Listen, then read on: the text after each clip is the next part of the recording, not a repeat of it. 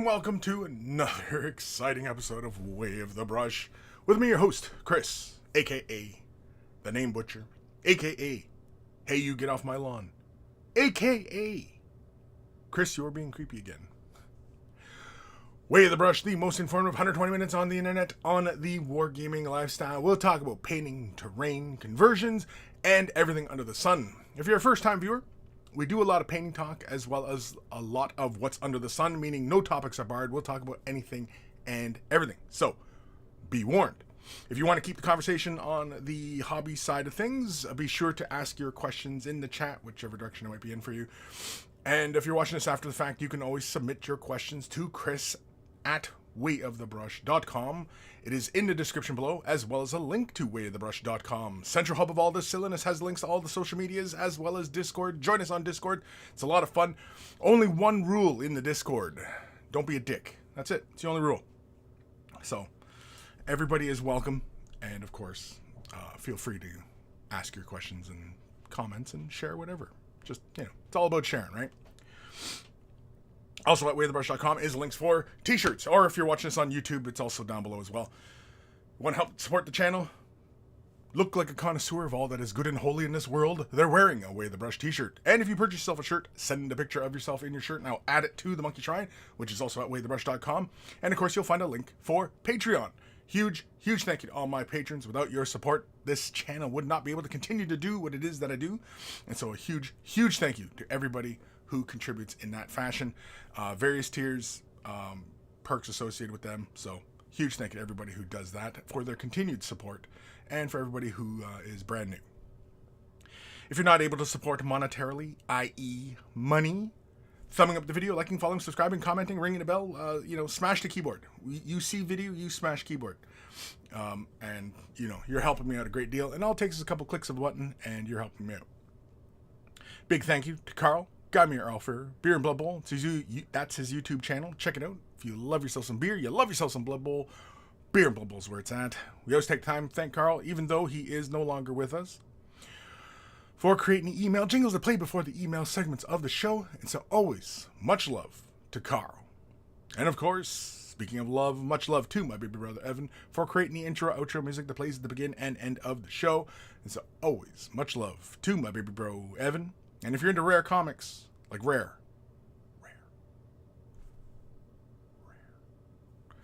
EB Comics. It's in the description. Check it out. If you're into comics. If you're not, well then, don't bother. But if you are, or you know somebody, EB Comics. Who's joining us today? I can see Evan Belleau. What's up, everybody? Sophie Wiley. Hey, everyone. Hey. Scott Radham. Hey. What is it? Belnath? Anyway. How would you paint Fire Slayers as old world dwarves?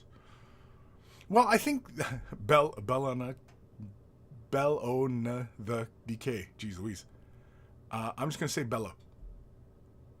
Bellon? Anyway. Painting Fire Slayers as old world dwarves. Fire Slayers already exist in the old world, right?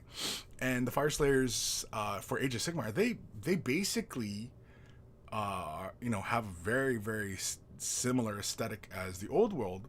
So, the only thing you don't really see on the Fire Slayers that would set them apart from old world Fire Slayer, Slayers, is a lot of the Celtic tattoos, right? The blue tattoos and stuff. You don't really see a lot of that. But otherwise, the aesthetics are pretty much the same. Other than, the Slayers have more, headgear and stuff like that. But that's one thing I don't really see on the Slayers now, is a lot of the tattoos. Whereas Slayers in the old world, they often had like the blue tattoos all over them, right? Like with the Celtic knots, everything like that. So if you're pretty handy with doing some freehanding and doing a little bit of drawing, should be fairly straightforward. If you are not so proficient and need some help, I'm sure that there are plenty of tutorials. I'm I'm not sure if I've ever really done any specifically on doing Celtic knots. I want to say I have for on another channel, but yeah, but other than that, I mean, like, maybe painting the armor, like the gold of their armor, painting it look like it's older gold. Maybe make them look a little more worn, I suppose, right? A little bit weathered. Maybe make the dwarves a little dirty. These kind of things. But yeah, that's really the only big difference I can think of off the top of my head, as far as the difference between the Slayers from the old world versus Age of Sigmar Slayers, right? Is that you don't really see the Celtic tattoo stuff on them anymore. It's in the armor, but it's not on their flesh, whereas before it was, right?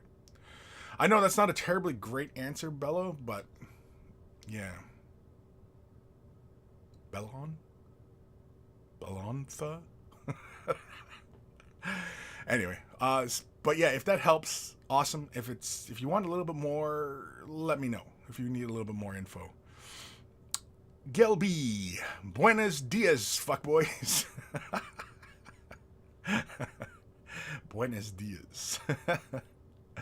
Scott rated Peacemaker is pretty good. Yes, I enjoy Peacemaker. Anybody who's watching Peacemaker, it's a pretty darn good show.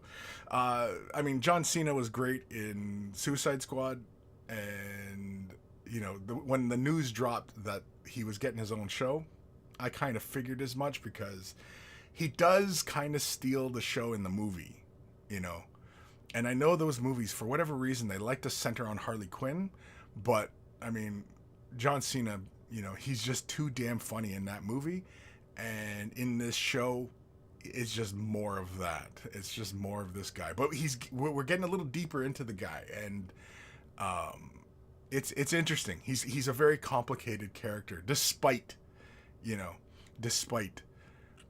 the surface flaws.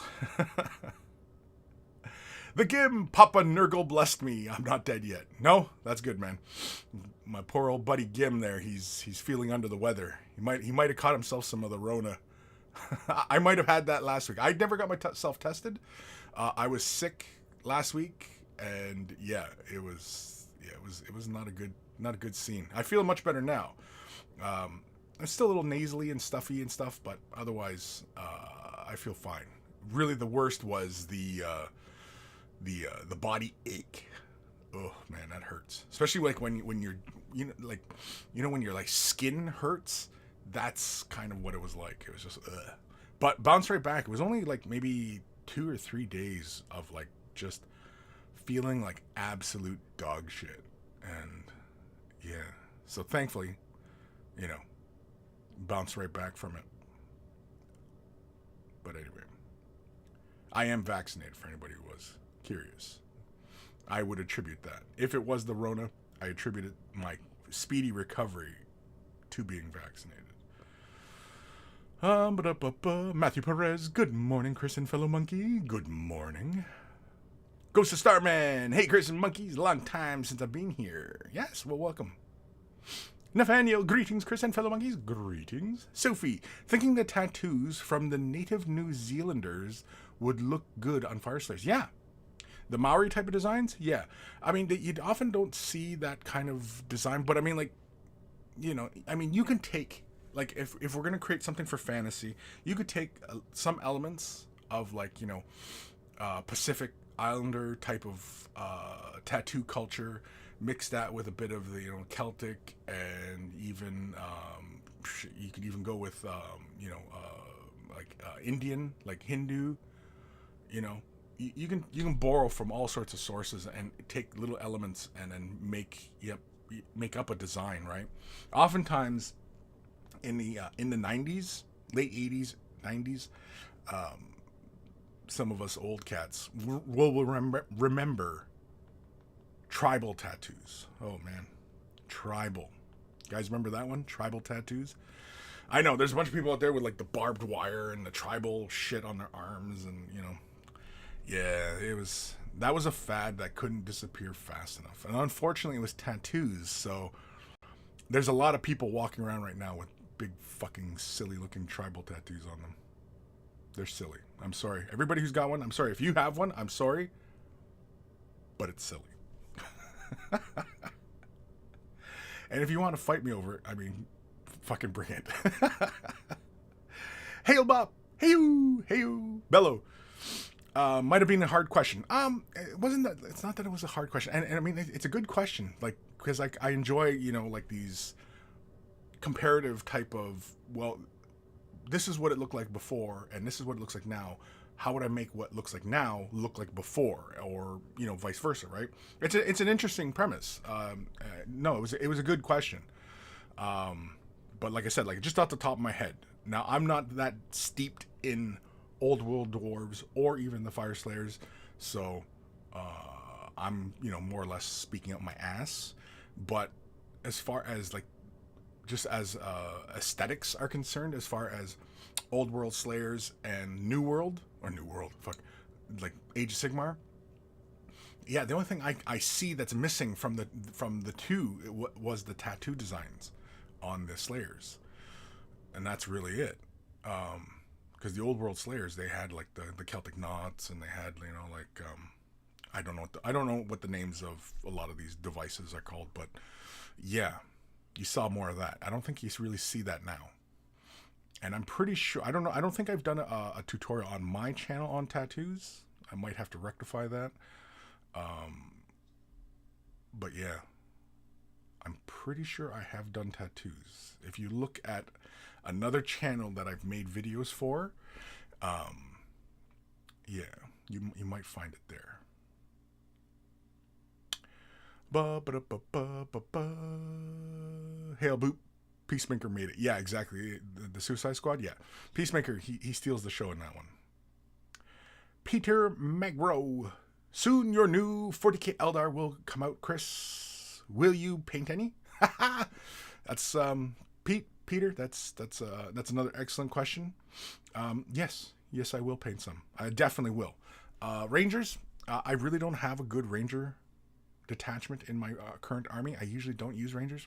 I have tons of bikes and vehicles and planes and stuff like that, and I don't really have a lot of rangers. So yeah, these new rangers are nice. I like them. Autark, I'm excited for that. I might even get another Autark with the wings just to see how interchangeable they really are, because they boast that in the article, and I think that's fascinating. And I had asked the question when I was, you know, posting about that video that I was talking about that. And is there any other kit that does that is coming out now, but it will work with another kit that came out 2-3 years ago? I don't even know when that Autark came out. When did that Autark, that plastic Autark with the wings, when did he come out? That was like 3 years ago, maybe more. And then have another kit now come out. Now I realize that, yeah, if he's a CAD program and he's a file sitting there somewhere, and then they make a new one, I'm sure it's probably just as easy to make those things all work. But is there another kit that does that comes out now, but works with a kit that was like 5 years ago, and the parts will interswap, even though there was no inkling of that coming out, and all of a sudden, boom! It's kind of like a patch in a video game, right? Video game comes out a couple weeks later, years. They come out with a patch, and it, you know, corrects a bunch of stuff, and bang, it all works now, and everybody's happy, right? I don't know, but yeah, it's interesting. But yeah, definitely with the new Eldar, I'll be painting those. I can talk Eldar all day long.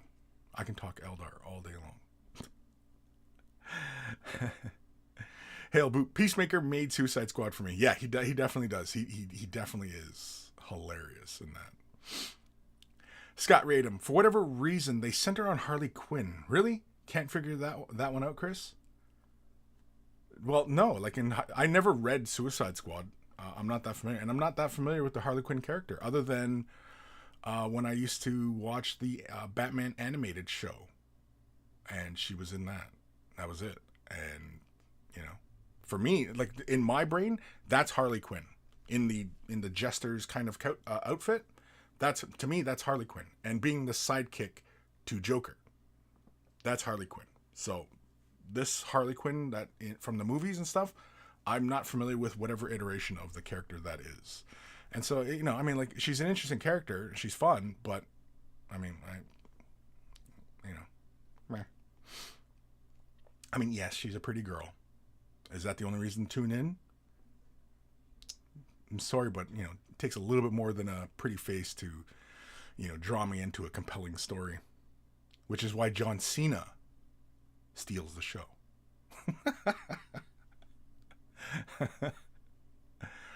CD Willis. Hey, Kris. Haven't seen any fresh tip vids from you for a while. Any reason, or just focusing on the streams? Yeah, more focus on the streams. I just took a break I considered a break from doing the fresh tips. I have been meaning to get some filmed. I was actually going to get something filmed because the new Warhammer Underworlds, the Black Powder Buccaneers. Games Workshop was kind enough to send me a copy. And so, yeah, I was going to do up the little monkey. Of course, I was going to do the little monkey. I'm probably still going to film this. In fact, I may work on it tomorrow. Maybe I'll film something tomorrow if I'm feeling ambitious. But I got the parrot and the monkey put together. I was currently working on one of the gobos. I might actually just do this whole box. But yeah, I was going to do the monkey just, for something fun, something small, but, spending a large amount of time on, I know lately with the live streams and stuff like that, we've been doing some long format. I just kind of jump all over the place. It's really just more or less a way for me to get some of these projects done, just because, like I said, and I say many times in my videos, like even on my desk right now, I've got 1, 2, 3, 4, 5, 6. There's 12 things on my desk right now that I could work on and complete, right? So that's just on my desk. Never mind piles and piles and piles of stuff. So yeah, I've got plenty of stuff to work on. But as far as fresh tips, though, yeah, I mean, I am planning on doing more fresh tips. If I concentrate more on doing fresh tips, then there will be less live streams. And I kind of like doing the live streams because it allows me to get stuff done. For whatever reason, being a content creator in this genre, anytime I sit down to work on a project, I feel like I should be filming it or something, being a content creator. And I'm sure many content creators are in the same kind of mentality that when you sit down to work on something just for yourself, it's kind of hard to get out of having a camera on it and documenting the process. And you know what I mean? And even if it's just sitting there and just farting around with something, you know what I mean? Like, and so at least it alleviates that. Like I feel like I'm being really kind of productive in that sense that, at least I'm filming what I'm working on, and you know what I mean? And there's tons and tons and tons. I mean, like, again, it's the dangers of making your hobby your job, right? So, yeah. Russ Sandbags. Will Eldar be OP in the next codex? Will they be OP? Well, probably. I mean, people will bitch and complain for sure, because it seems like, as far as the leaks, rumors, whatever they are, there's going to be a lot of fire and fade kind of tactics going on with Eldar, which is what they should be. Eldar have always been, the glass hammer. Eldar are the glass hammer. That's where the definition really comes from, because Eldar can hit so hard, destroy, wreak complete mayhem on an army, but as soon as they take a little bit of fire, holy shit, the whole line folds. You have to really plan out your moves when you play Eldar, because you can get trapped, caught, and then you just get destroyed. And Eldar cannot hold up like a Space Marine can. They'll just get destroyed. So yeah, they have to shoot and run away.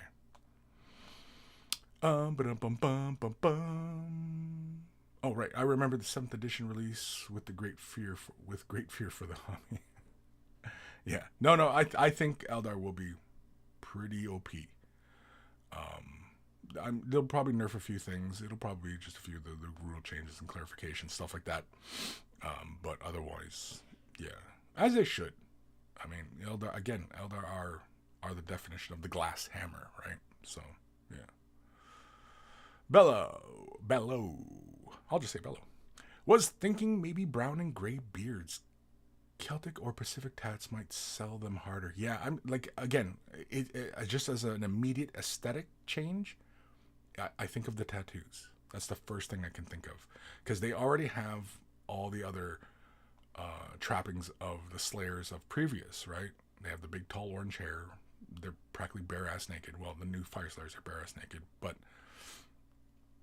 yeah, you know. So, I mean, making their armor and stuff look old might, get the point across that, they're old world Slayers.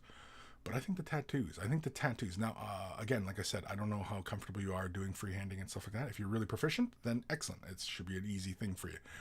If you have some difficulties, well, then there are a few tutorials out there on doing tattoos and just drawing. Realistically, to get better at freehanding, you should practice drawing, like pencil and paper, and practice drawing the shapes and drawing what you want to do. Practice, and keep practicing drawing, and just keep practicing drawing. You'll get better at freehanding in no time, as long as you keep practicing. Excuse me. Hail Boop. The people who got those tribal tattoos fit a description, and it's looking like a Jersey Shore character. No, Hail Boop. Dude, back in the 90s, fucking, like, early 90s, everybody was covered in fucking tribal tattoos. And I'm sure a majority of cover-ups and tattoo removals are all tribal tattoos. I'm sure. Russ Sandbags. Quel fromage? Is that in reference to the Eldar? Nathaniel, over here in Germany, we call tribal tattoos tramp stamp, especially the ones over the butt. Well, that's the tramp stamp. The tramp stamp, and guys and girls get them. More so girls, but yeah, it's right above the buttocks, right in that sweet spot. Really is where it is. on a woman, it's just above those dimples above her bum, and I'll leave it at that. But a tramp stamp, yeah, I mean. Like, I think the reason why you end up with that kind of vernacular is typically because if she has it and she bends over, like she's picking something up or whatever, the shirt and pants separate, and so you can see it as indicator, right? And the other one that is a big indicator is when you can see the T-bar. You can see the T-bar, and that's your other indicator.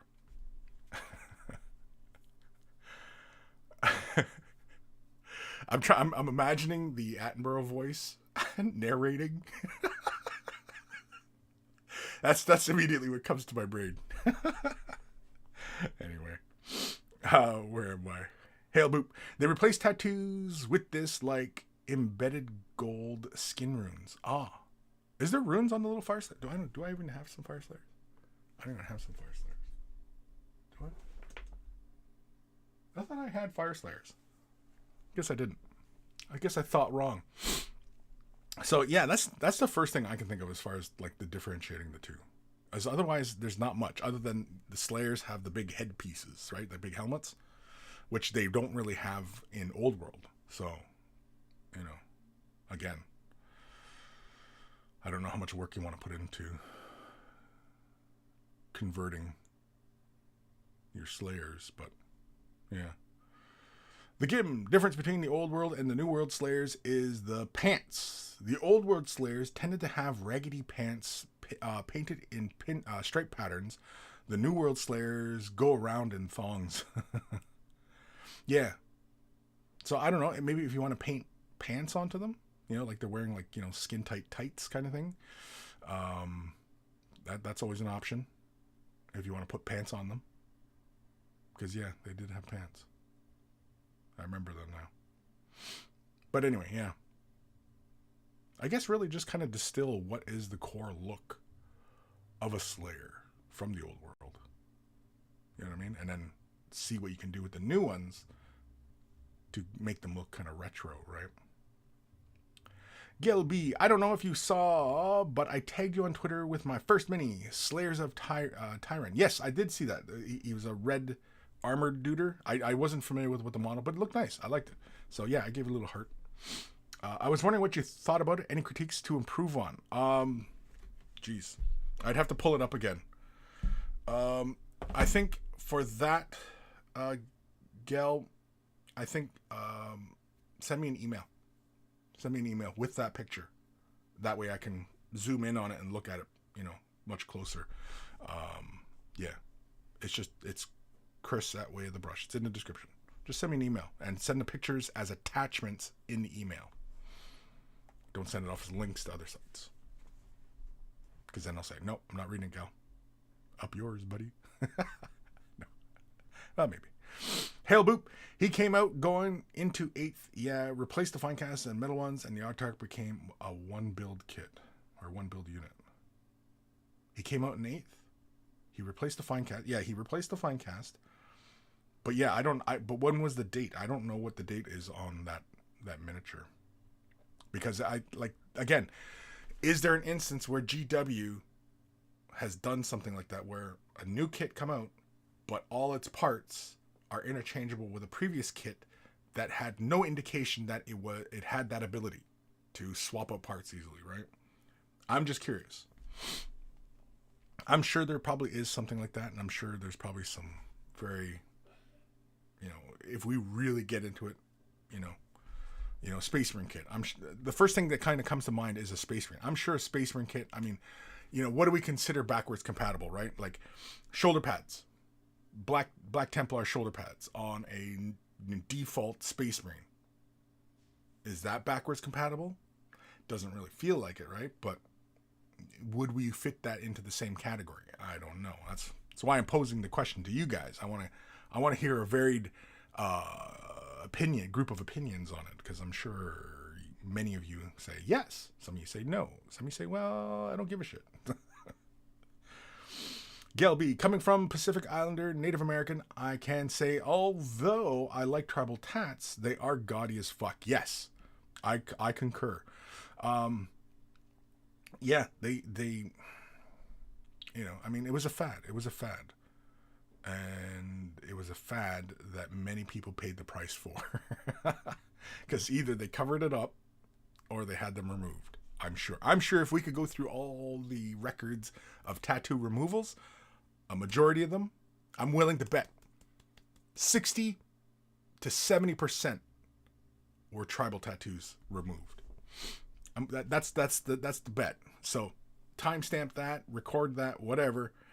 I'm saying, so now if we can find some actual proof and documentation, and if anybody knows of any studies that were done like that and everything like that shows that, yeah, point me to it. I'll give it a read. Ghost of Starman. The Winged Autark Sprue says copyright 2014. Bit more than I thought. Really? The Autark Sprue says 2014? Well, that is possible. 2014, that seems like a really long time ago though, yeah. But it's not unusual for, companies to produce a kit, do a run of them, and then sit on them, right? Maybe the packaging wasn't ready, or, who knows, right? There's many reasons why they wouldn't release it, and maybe it didn't come out until 2016, right? But yeah, 2014, really. That's surprising. Because I like, the kit is very modern feeling, because he feels like he's a lot bigger than a regular Eldar. And yeah. But anyway. Jabba's left nut. I only watch this crap for the hot eye candy. Okay. Gelby. I also have a Hormigaunt Brood shipping RN. Do you have any NIDs? I would like to say I have. I think I've got Hormigaunts somewhere. Hormigaunts. Oh no, I've got some of the. I've got a couple of the big beasties. Yeah, I've got a couple of the big beasties. They're not fully assembled and what have yous, but yeah. I've got big beasties. I've got big ones. Anyway. Smilomaniac. Tried any of the newer real grade Gunpla. It's such a good and fun line. The real grade Gunpla. No, I'm still halfway through my mega sized RX 78. Yeah. No, I mean, like, man,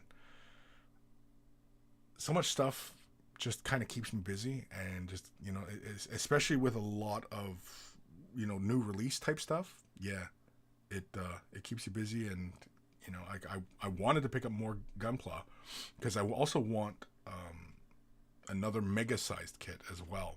I seen like the unicorn and stuff. I like the mega sized kit. I mean, if you're gonna go with a Gundam, like, why not just go with the biggest Gundams possible, right? I mean, why not? But no, I have not tried the real grade Gunpla. I'd say post a link, but I don't know if it'll show up in the chat, because I think I have it so you can't post links in the chat. But anyway, Kenneth Scott. I play Harlequins and have wanted to expand into Craftworld for years, but haven't because so much of the line is still resin. Looks like that's being corrected. Yes, finally. The prayers of the Eldar have finally been answered. Or answered. Being answered? Sort of. Hopefully. We're hopeful. I guess we shouldn't count our chickens before they hatch, right? Let's wait until we all have our Eldar in our hands, the models in our hands, before we start really celebrating that new Eldar. You know, the range is getting updated to plastic. Like, that should just be their goal. Excuse me. Is just like, everything that's a fine cast gets a new plastic kit, right? Everything that that was a kit that came out in the 90s gets an update, right? No pre Y2K Eldar kits, which is a majority of them. So, yeah, they definitely need an update.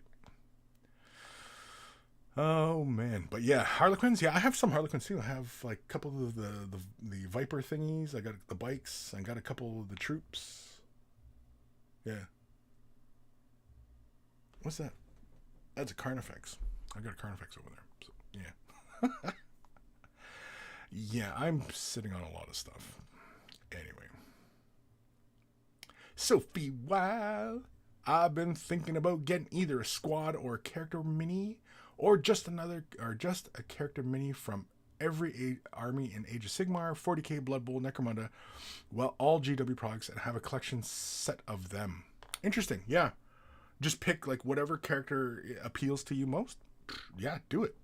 Like, even if it's one or if it's couple, yeah, with like no goal to start an army or anything like that, yeah, that's fine. I mean, you know, if you really, really enjoy sitting down and, you know, painting your models and just enjoying your peaceful time, just chilling the hell out, yeah, by all means, pick up a Necromunda model, whatever looks cool to you. Pick up a Blood Bowl model, whatever looks cool, right? Pick up an Age of Sigmar, whatever looks cool.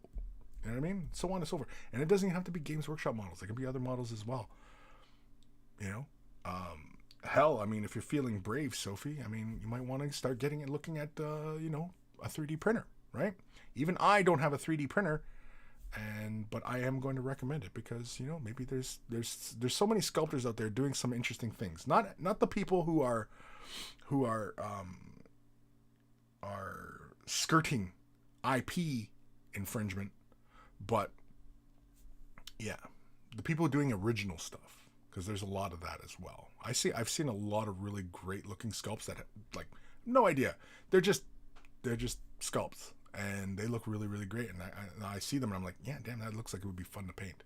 Do this, do that, and you know what I mean. And you know, and of course, if the sculptor has a lot of talent, yeah, you know, you kind of want it, because, you know, you never know. 20 years from now, that sculptor, I mean, they could be making even more impressive pieces of art, and you go, yeah, and I picked up like their stuff from years ago. I've been a fan of this guy for years, and, you know, or girl, whoever, right?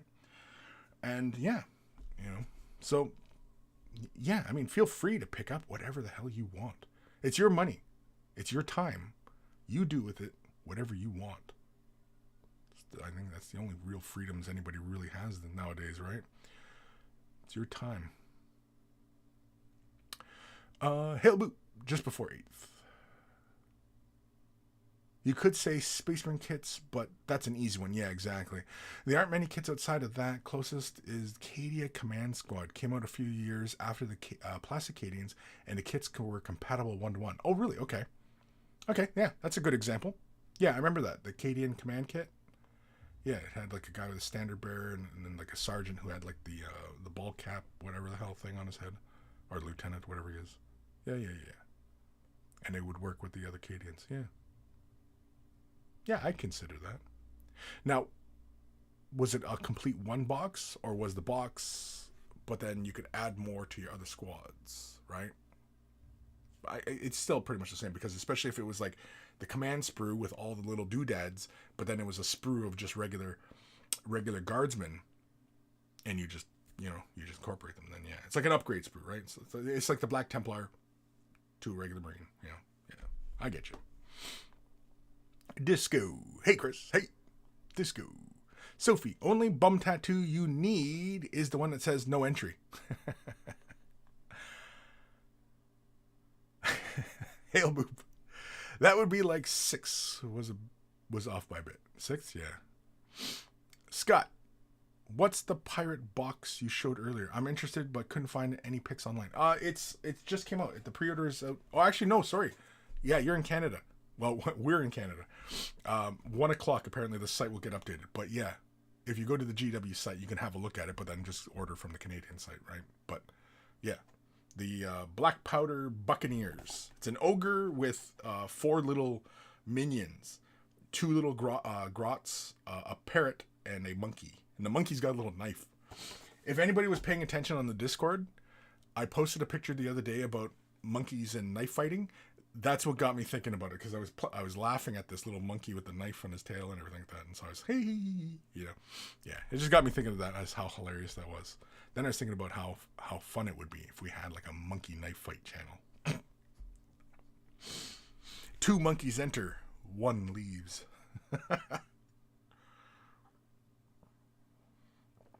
Nathaniel, having a beer in memory of to Carl, rest his soul. Yes. That was a while ago. I can't remember what the day was. I don't even know if I know what the day was. But yeah, it's unfortunate. The game Warhammer Worlds, Hero Deep, Black Powder Buccaneers. Oh yeah, you're answering right. Matthew Perez, speaking of Gunpla, Hobby Lobby has 40% off, and I found a real grade wing. Wife had the car, but I was this close. I might go back just to have them. Yeah, just get it. Yeah, get it. Also tempted to try the new Eldar, maybe get the new range to build and paint. Yeah. Do it. I mean, like, yes, there are going to be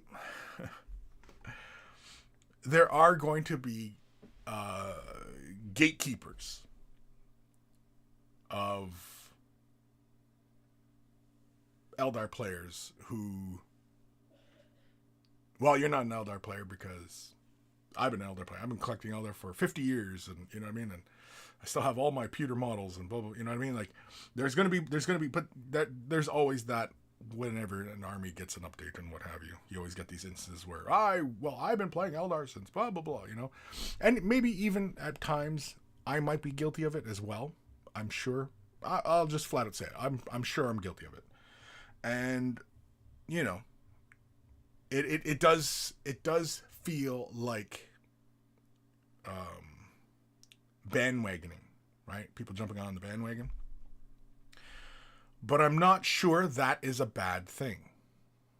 Because if this Eldar release is successful in the sense that, a lot of people buy up the kits and everything like that, then yeah, that's encouraging, because obviously the popularity is still there, and they're going to continue to update the kits, which is what I'm hoping. I'm hoping that every Eldar release is successful, because that will tell the company that, yeah, people really want the Eldar to be updated, right?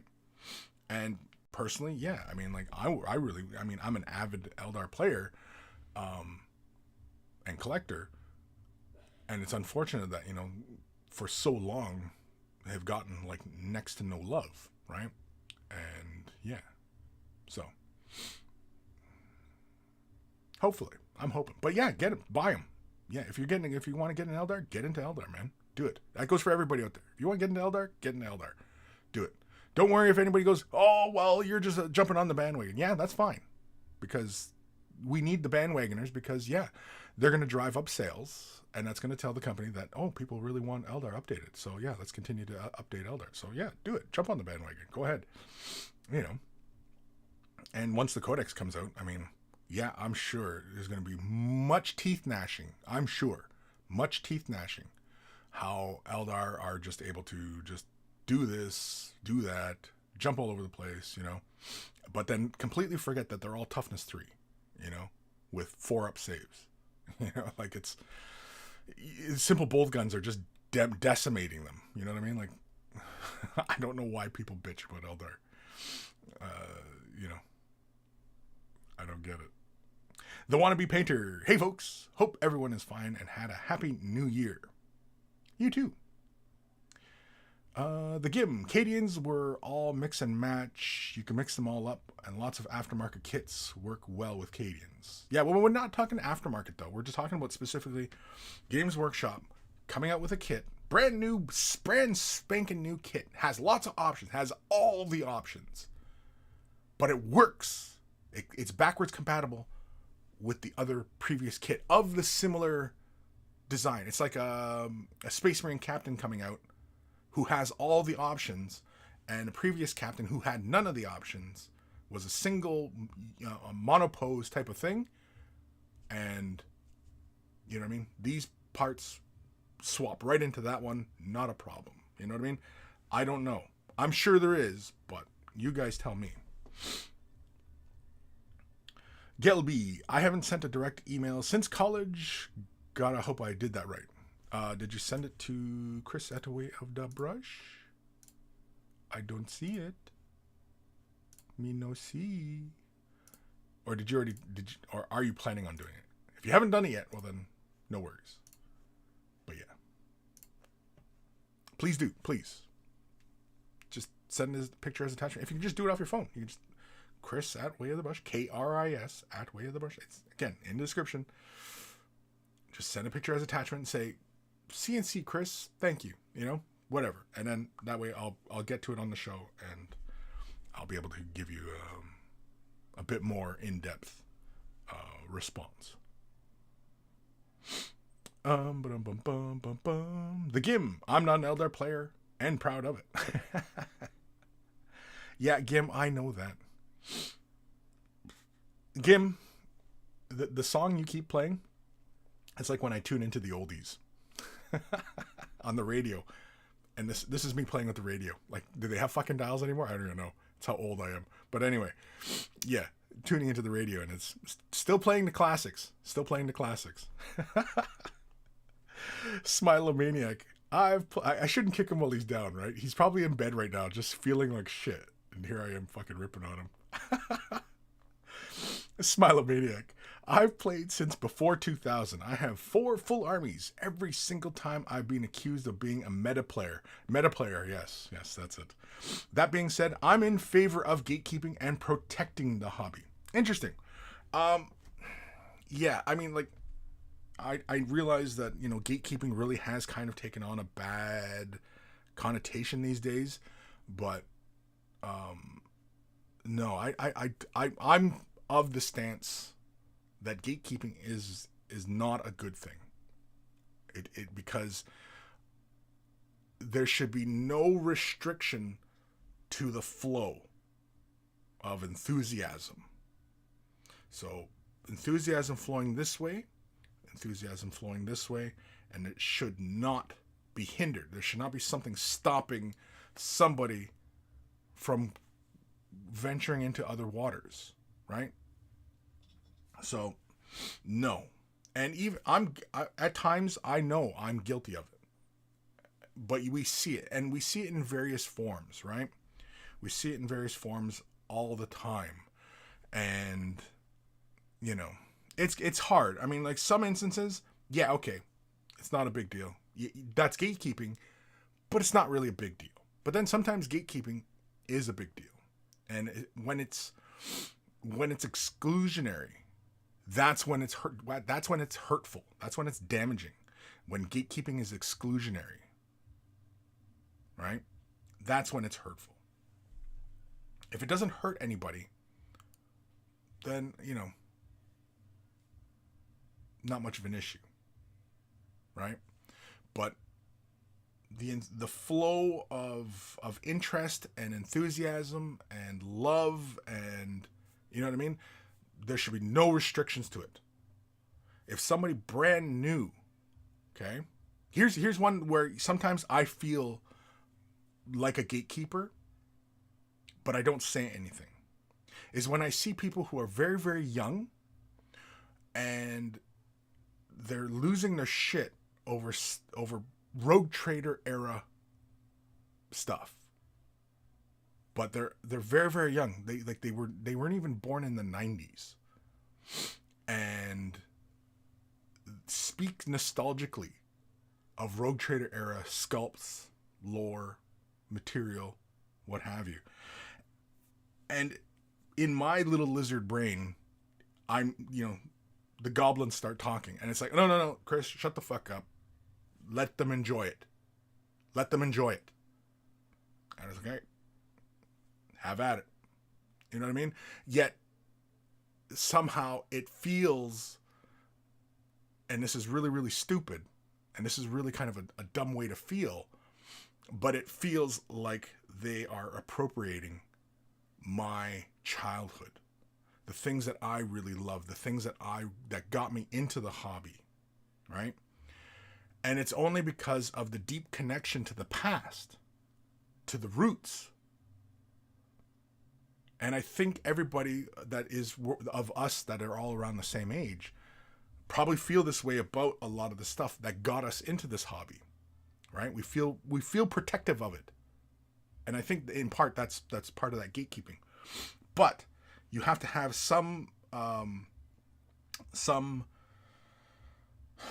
what's the word? Like, self-awareness to stop yourself, bite your tongue when somebody much younger is speaking of these things and showing enthusiasm for these things and cherishing it as much as you. You have to say, okay, yes, enjoy it.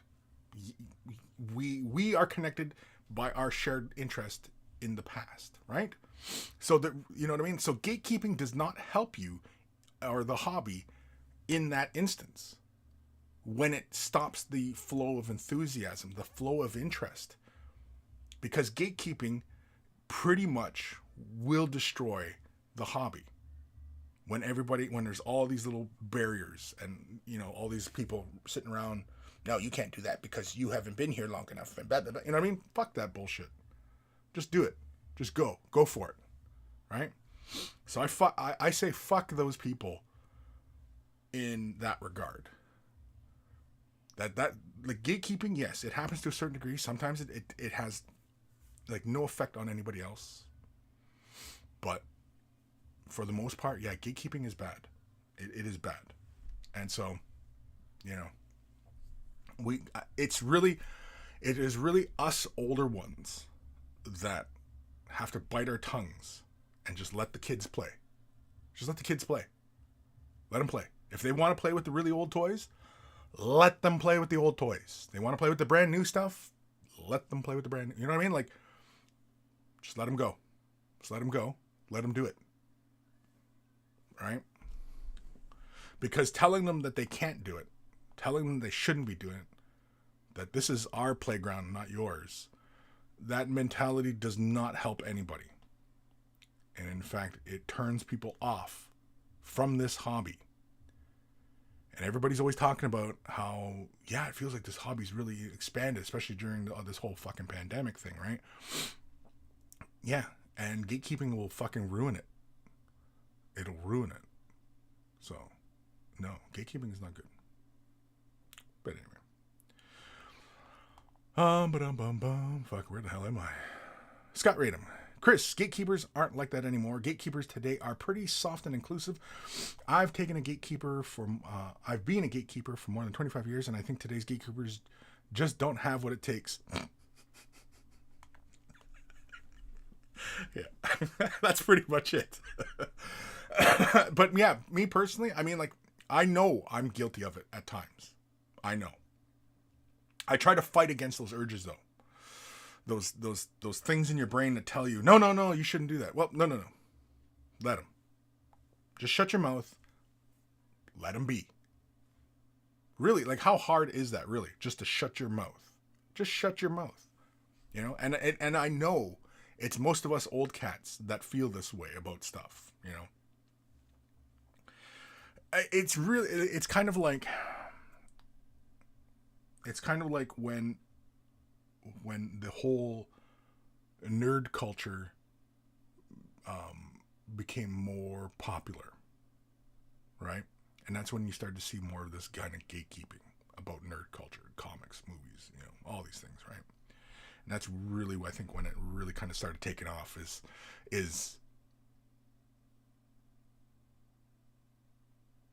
it's just when it became more of the popular zeitgeist of society, at least here in North America. I can't speak to anywhere else, but yeah, it's interesting anyway. But yeah, one that I will always resist against is, and this is gatekeeping, but this is one of those silly fucking gatekeeping things, is when people talk about the base rims, and people give me shit about Goblin Green base rims. I like Goblin Green base rims. I like brown, gray, black, whatever. I like them all. My favorite is Goblin Green. I continue to do Goblin Green because a lot of my old models were painted in that style, and so I want to match them so there's a consistency across my army. And I also like it. I like it. It has a very classic feel to me. Goblin Green for the base rim. But you see it a lot, and people will go, "Oh, Goblin Green base rims? Oh, either you're a fucking hipster, or you're an idiot, or that's so antiquated, or it's blah blah blah blah blah blah blah blah," and just people spitting words out of their mouth. When in fact, they should be shutting the fuck up. They should be shutting the fuck up, and just let people be, right?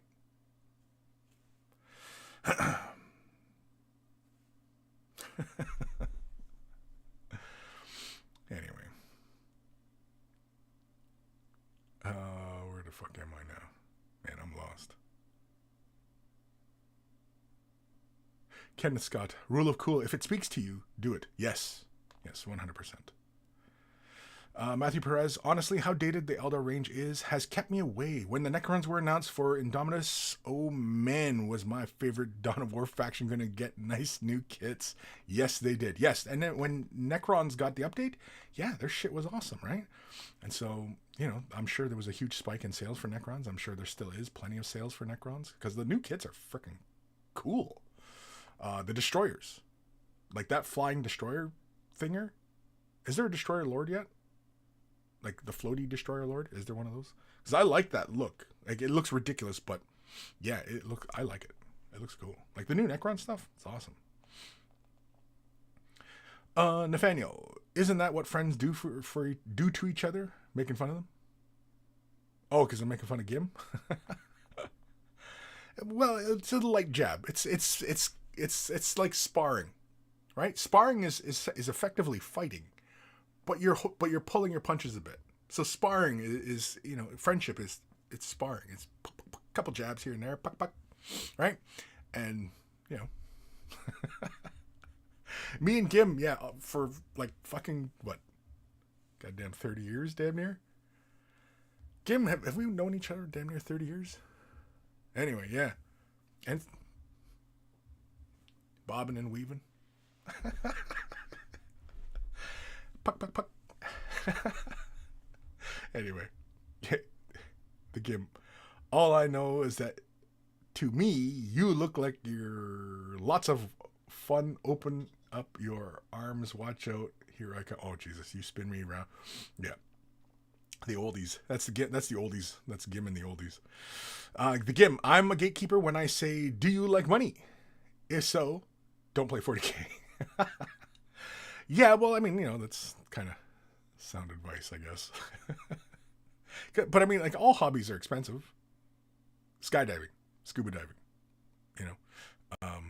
Fuck, even stamp collecting if you even get into, getting into the collector's stamps, right? I mean, ball cards, like any hobby, can be pricey. Some can be cheaper. But yeah. Anyway. Peter. I want Kris the Goblin. Preferable not too drunk. Oh man, the goblins. Yeah, let the goblins out? No. I don't know if we'll let the goblins out. I'll get canceled. Sophie, I'd love to paint some of those really old first and second edition minis. Yeah. Well, you know what? I was just thinking of today, actually. It's funny that you bring that up, Sophie.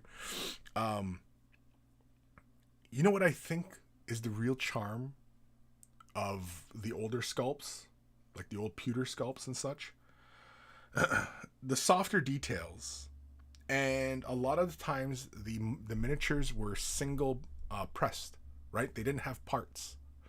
Because oftentimes, if a sculpt had like really deep cuts, they'd have to like section it off and do another run of that part, and so you glue them together. You know what I mean? Like, so you can get all that depth of the figure. But some of the figures were just kind of one-offs, right? Like some of the poses were just kind of sideways type of. That's why there was a lot of sideways type poses, right? Because they just wanted to do one press and then inject, and that's the miniature, right? You see it a lot in the Eldar line, but a lot of older 40K and fantasy stuff, it's a lot of, single figures. And I think what the charm really is, it was much easier to get to all the little nooks and crannies on a miniature. It was much easier. Like I'm thinking of like Eldrad. The old Eldrad, where he's holding a staff and he's pointing his sword and he's looking all in one direction. He you face him this way and he's really, really narrow, but he's looks really huge and impressive this way. It's kind of like those fish on the bottom of the ocean that are just like, they look really huge, and then when they turn sideways, there's like nothing there. It's kind of like that.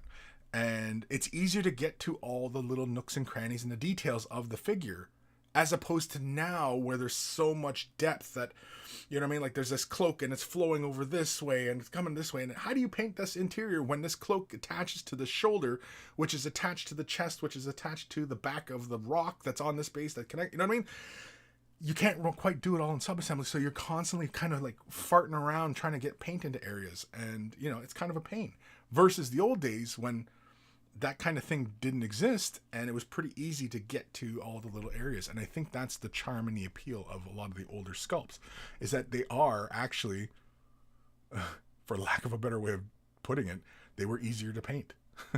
They were easier to paint. Not that I'm saying you can paint them with crayons or anything, but yeah. But yeah, Sophie, that was an interesting one, because I was just thinking about that today, that what is the actual charm of those older sculpts? What is there? And yeah, I think that's it. It's the fact that you can get to all the nooks and crannies on a figure, as opposed to now when it's a little bit more challenging and you got to do more sub-assemblies. Not complaining, because the figures now are worlds better than the old pewter ones. Much more dynamic, airy and floaty, and you know what I mean? Like, they're just really great kits. But yeah, still the charm of the old days. Smilomaniac. Couldn't disagree more, but I respect your opinion. Yeah, about gatekeeping? Yeah, no, it hurts the hobby, man. It hurts the hobby. It's not good. Like, okay, here's, please. When is gatekeeping a good thing? Please, take your time, write it out. But yeah, when is gatekeeping a good thing? How does gatekeeping help the community? The Gim back on the Cadian talk. The new Cadian Shock Trooper box is a mix of the original 20-plus-year-old sprues and a brand new sprue of all the special weapons, guns, heads, plus another shit. It's me, Seppi. It's harder to bitch about something than just to be quiet. LOL. Yes. It's harder to bitch about something than just be quiet. I don't know. No, I think it's pretty easy to bitch about things. These days, it seems like, especially on the internet, like on Twitter, Instagram, YouTube's, whatever. No, people share their opinions all the time, right? I mean, everybody's got a fucking opinion. I mean, and that's the thing, is everybody's got an opinion. Doesn't mean you're right. And if you're offended, again, that does not mean you're right. So, yeah. Nathaniel, I'll be AFK for an hour. See you later. Okay. Later, dude. It's me, Seppi. There's a guy in my gaming group that paints his rims goblin green and even does the random little dots on his bases for flowers like they used to do back in the day. Yeah, that's awesome. I think that's great. And I'm sure everybody gives him shit about it too, probably. Belleau, I like you rims to match my base. I like my rims to match my base. Sure, yeah, definitely. I mean, I do the green, even though sometimes I'll do like on my latest Wraithguard and Wraith Lords, I do Agrilian Earth, which is the crackle paint, the technical, and I do Goblin Green Rim. So, yeah. Just so it feels kind of, earthy. Earth-like. Disco. I've been into Games Workshop that long I had to hide my models in the wardrobe before they came around my house. It was definitely not cool back then. Oh yeah, yeah. Back when you were a kid, yeah. The roving street gangs looking for kids playing with their Warhammer stuff. Yeah. Oh yeah. When I was getting into this hobby, I was actually bigger than most kids, so nobody gave me shit about it. That was the only thing. Is a lot of people didn't really tease me about it, and the girls weren't really terribly interested in it. But that's why I got into miniatures, because the girls weren't terribly into Kris. So you have to occupy your energy somehow. It's me, Seppi. Episode 368. Just shut the fuck up. The Gim. I see you, Kris, and think you're an idiot for playing Eldar, not for the color of your bases. Jab jab. 29 years last count. Was it 29 years? Yeah. Yeah, because we met somewhere probably around like 92, 93, something like that. Right? Because we were finishing high school, and that's pretty much when the gaming was really at its peak in town. Yeah. 29 years? Yeah. It sounds about right to me. I'll agree with that. Disco Duke. I've been into 40K that long. I used to have to... Oh, I already read that. Fuck. Did you do that twice? You did do it twice. Fucking with me. The wannabe painter. That's the best thing with good friends. It's like, let's fight, but let's... No hits to the face. Yeah, no hits to the face. No hits to the groin and no hits to the face. It's usually a lot of thigh shots and arm shots, shoulder shots. It's usually about it. And then maybe a fake to the balls. Just a fake. Just make your buddy go, oh! Yeah. Just, ooh, like that. You come down real low. And you make it look like you're going to give him like like an uppercut right into the balls. And he goes, oh! Yeah. Everybody out there's like, holy fuck, you guys are savages. Old people are savages. Sid Tyler keeps bad actors out. People who aren't really fans and just want to come in and change everything to suit themselves. Oh, I see. So you're saying with the gatekeeping, it keeps the bad actors out. But what constitutes the bad actors? And I mean, that's got to be very few and far between. I mean, it's like protecting your entire house in tank armor while you live in the suburbs far away from any actual dangers of anything, and you're concerned about the rampant thieving or B&Es. When did one occur in your neighborhood? Like one in the last 30 years? Like, you know what I mean? Like, whereas if it's every other day or night, or you know what I mean? Like, then you got some real kind of concern, right? But yeah, People who aren't really fans. Well, how do you determine who isn't really a fan? How do you determine intent? How do you determine somebody else's intent? Right? Typically, you can only do it by their actions. But if they're showing enthusiasm for the hobby, so you're determining that their intent is bad faith, that they're just there to fuck with people. I mean, people who generally want to fuck with people, they make themselves very apparent. But yeah, again, I'm not sure I completely understand this. And change everything to suit themselves. Now, one person coming in and changing an entire group, that would have to be somebody very influential to do something like that to your entire group. One person comes in and changes the entire group. And if the group changed so rapidly and so quickly to this one person's ideals, visions, whatever, then that means that the group's identity wasn't very strong to begin with. If it was so easily switched, right? If the group's identity is not very strong and one person can come in and derail it, then that group wasn't very strong.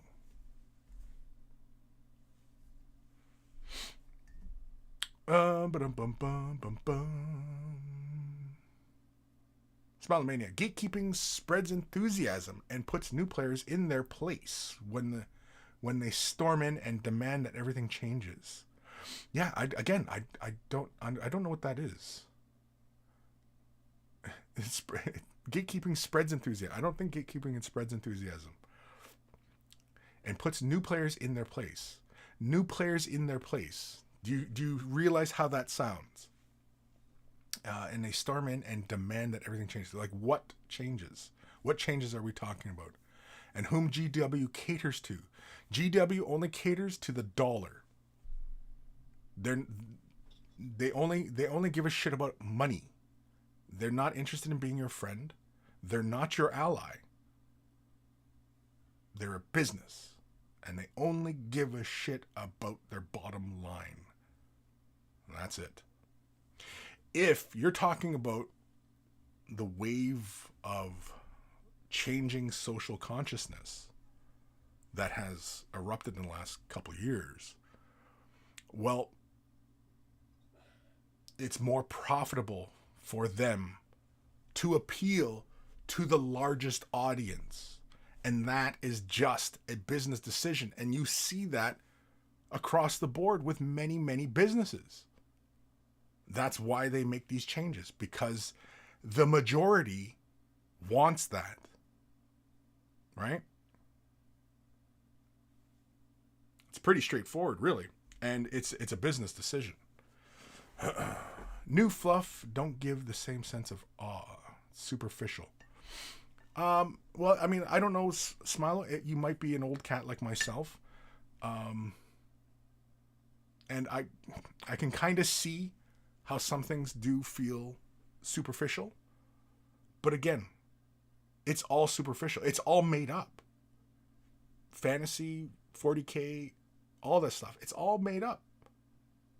It's all superficial.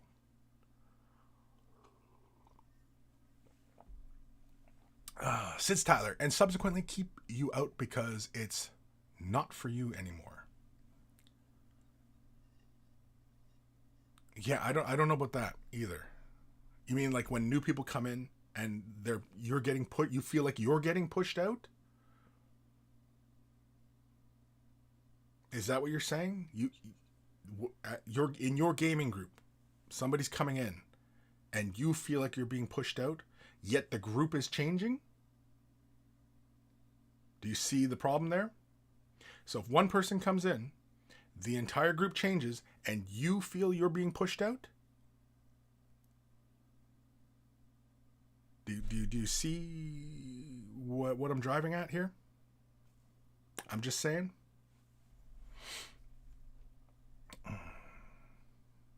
Sophie, oh, you're talking to Jim. Jabba's Left Nut, episode 368. I'm going to brush in all the nooks and crannies.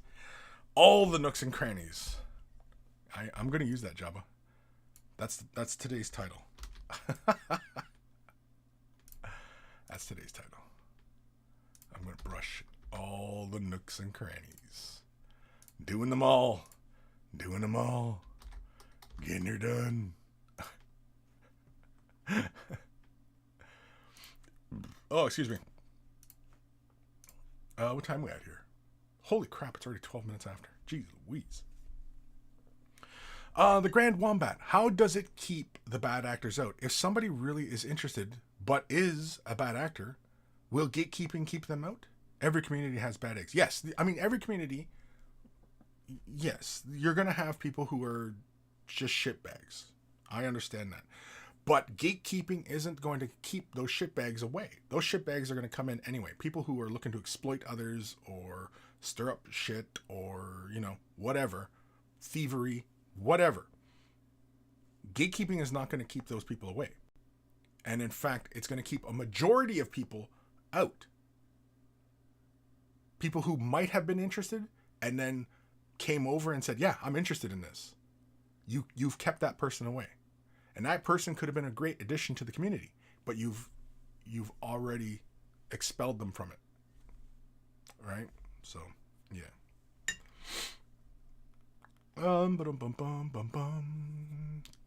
Ghost of Starman. I think GW's You Won't Be Missed thing would count as positive gatekeeping, cutting toxic people out of the community.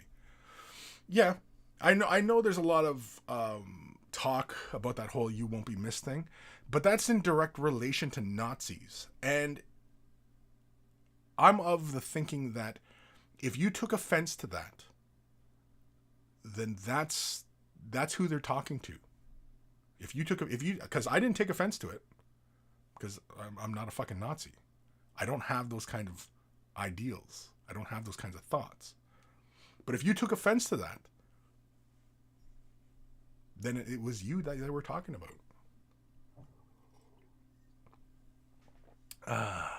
The Gim. I was about 17, 18 when I met you through the local gaming group. My first game was against you with my Space Wolf versus your guard. Yeah, you probably beat me up too with the guard, because the guard in 2nd edition, you just needed lots of troops.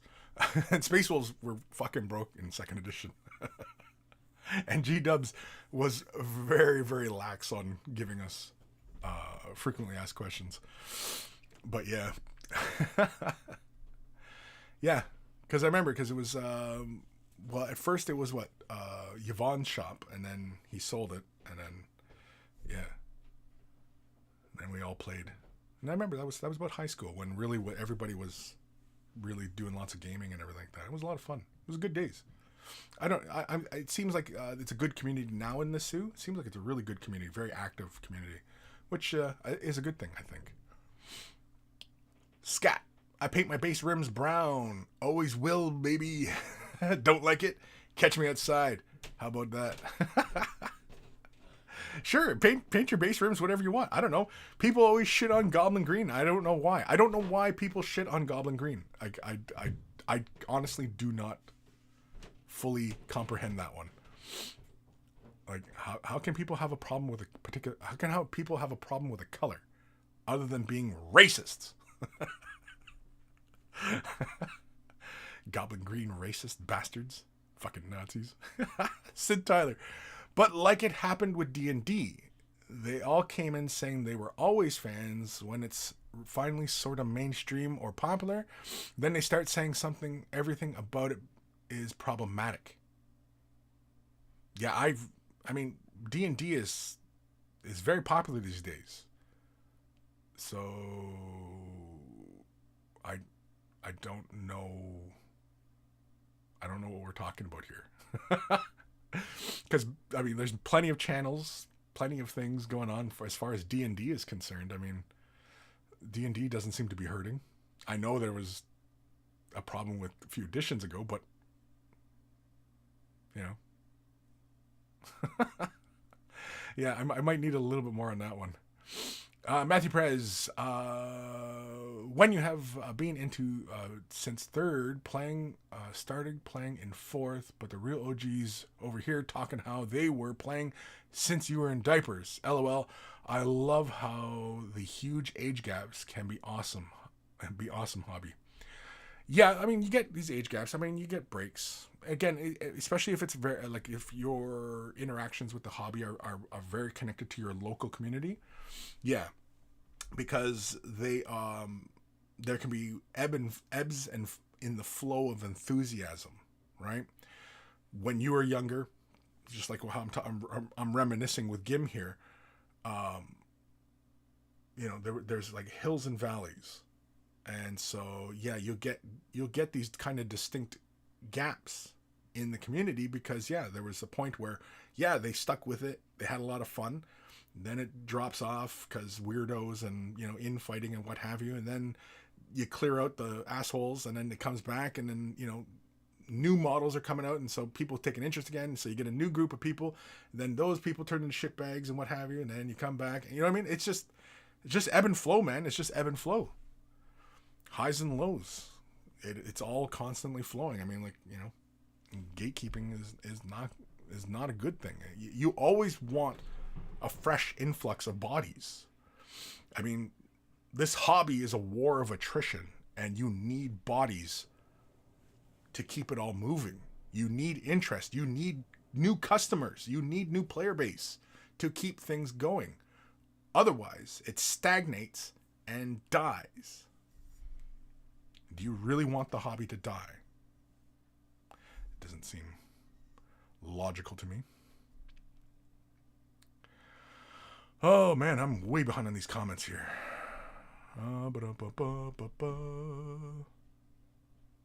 The Grand Wombat. Yes, the hipster mentality. Make a game insular. Having more creatives in a society is good. The good thing about D&D and other tabletop games is that you don't have to play it like anyone else. No, exactly. The hipster mentality. I don't know. Yeah, the hipster mentality is kind of an odd one too. But yeah. Aaron Seach, howdy Kris and Monkey Brethren. Happy Saturday. Happy Saturday. But are you the gatekeeper or the key master? I'm Vince Clartho, Keymaster Gozer. Fuck, I can't remember the line. Anyway. Sid Tyler, I don't know. I'm just saying, after seeing what's happened to other industries after they became mainstream and had to change to appeal to everyone, I can see the argument for gatekeeping to an extent. Well, like what other industries that were gate kept? Gatekeeping will kill a community.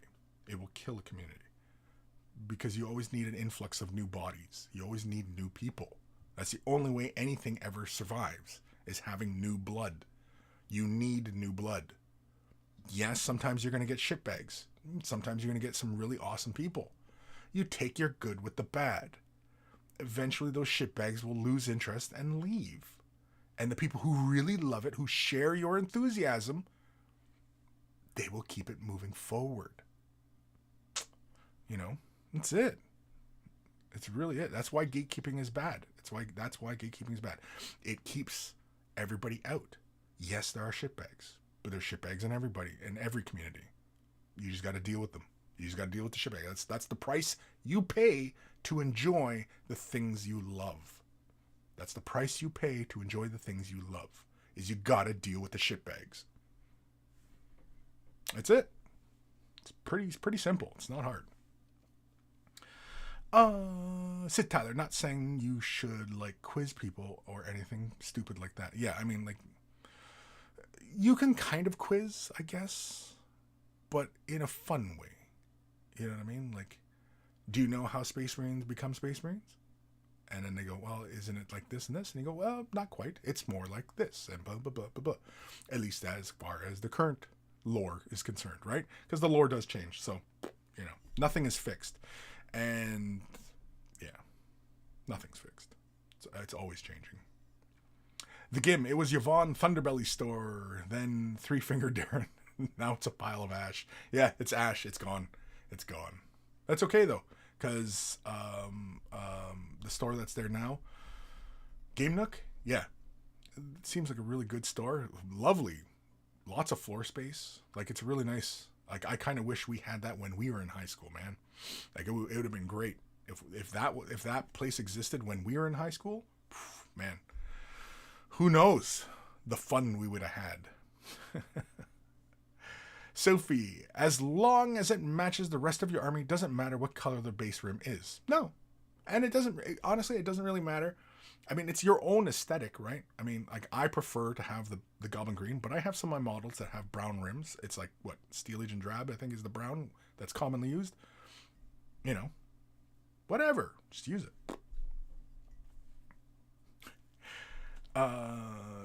Jobs Left Nut. All green bass. All green base? I don't know.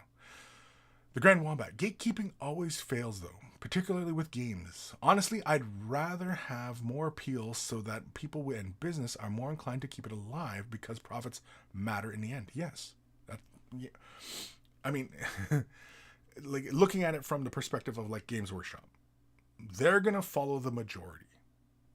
So if society and a majority of society is moving in a particular direction, guess what? They're going to go with it. Why? Because they're chasing the dollar. They're always going to chase the dollar. No matter what happens with whatever Games Workshop is doing or saying, their concern is the almighty dollar. Full stop. That's it. They're not your friend. They're not the second coming. They're not whatever you think they are, other than a business. And they want to make money, so they continue to be in business. How do they do that? Producing new things. That's it. It's a business. That's all it is. They ain't your friend. They ain't looking out for you. They don't give a shit about you in the sense of your own personal well-being. The grand scheme of things, sure, they're like, yeah, we want all the people, right? But, I mean, again, they only want all the people because they want the monies. Like, you know, and there's nothing wrong with that. I mean, well, that's a different philosophical debate, really, I guess. But, yeah, as far as this community, this gaming, this thing that we all love, it's the only reason why we're all just sitting here talking about this shit, right? It's because we all enjoy it, right? Now, if I was a gatekeeper of, again, like I said, I'm sure I'm guilty of it at times. But I try to, you know, nip that in the bud, as it were. But, you know, how, like, if I was being a gatekeeper, then none of you younger people would be tuning into me. I mean, I don't even know.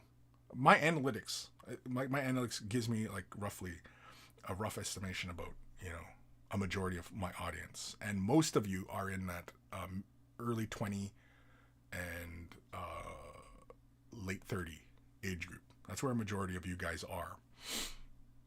And if I was up here gatekeeping about stuff, and you know, my audience would be much older or much younger, depending which way I was talking about things, and you know. But yeah. Now, one thing, like I said, the one thing that I don't do is I don't make content for younger than 13, little kids. I have no interest in having little kids in my audience. I have no interest in making content for little kids. So is that gatekeeping? Sure.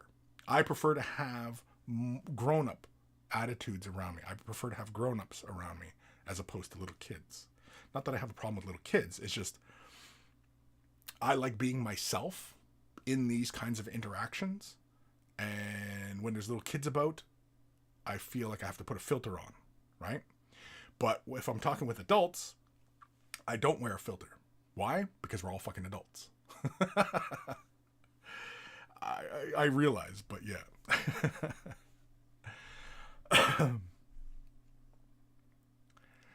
The Gim. Listen, honestly, if you are an old longbeard in the gaming system, then you welcome the new and fresh players. The only reason you would want to gatekeep is that you feel afraid of losing your status. Yeah, there can be that too.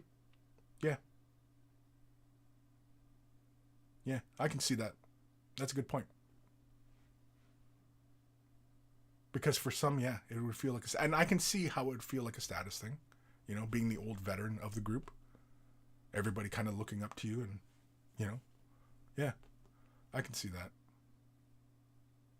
Again, a lot of times, man, there's so many times, like when I'm on like Twitter or whatever and I'm seeing like all these posts about stuff and this and that, man, it's really hard to keep my mouth shut because I want to say, yeah, you fucking little noob. Like, that was all a long time ago. Or when they get a name wrong, or they're talking about this and in fact it was the other thing, and you know what I mean. Like, I feel like chiming in, but then I stop myself and I'm like, that's pretty much why you don't really see a lot of interaction out of me on Facebook or Twitter or Instagrams or whatever.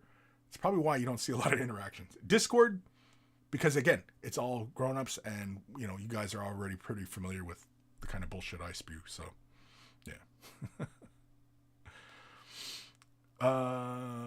The Grand Wombat. If a gaming studio or whatever cannot make enough money to stay afloat, they will keep making a game. It really comes down to economics. Right, exactly. Like, Games Workshop won't make money or make models or games or whatever, and they go out of business, right? In that scenario. Like, here's how the scenario breaks down, right? If nobody buys their shit, because there's no new people, nobody's buying the brand new stuff, the entry level stuff and everything like that, like really kind of, brings in a lot of money. Games Workshop has to close their doors. Okay. Do you think it's a new golden age for everybody, especially those with 3D printers?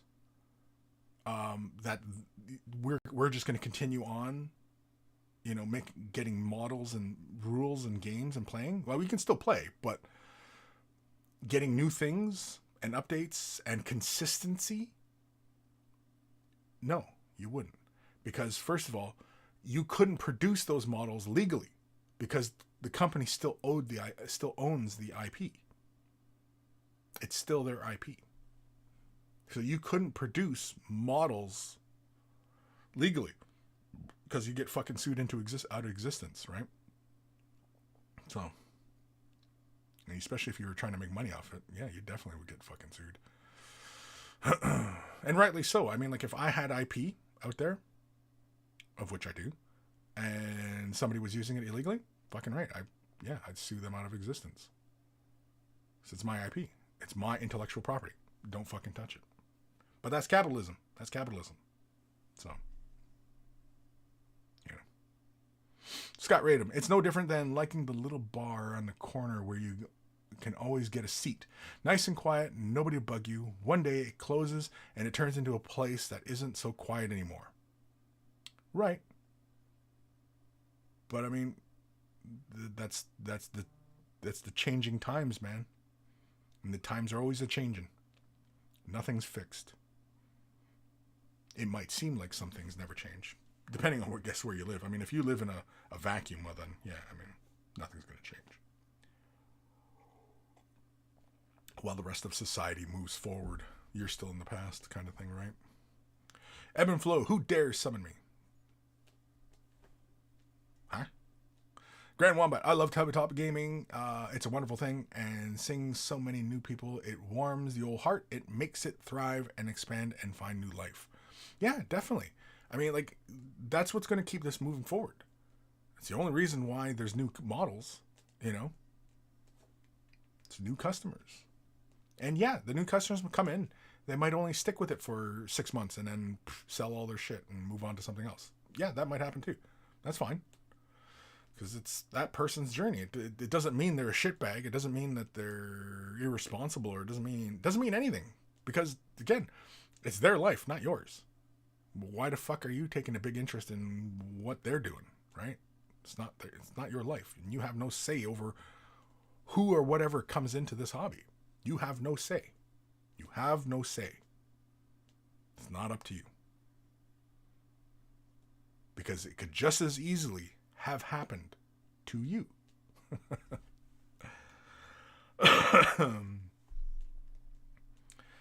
Peter Magro, all the best, Kris. I'm too lazy to paint, but one day.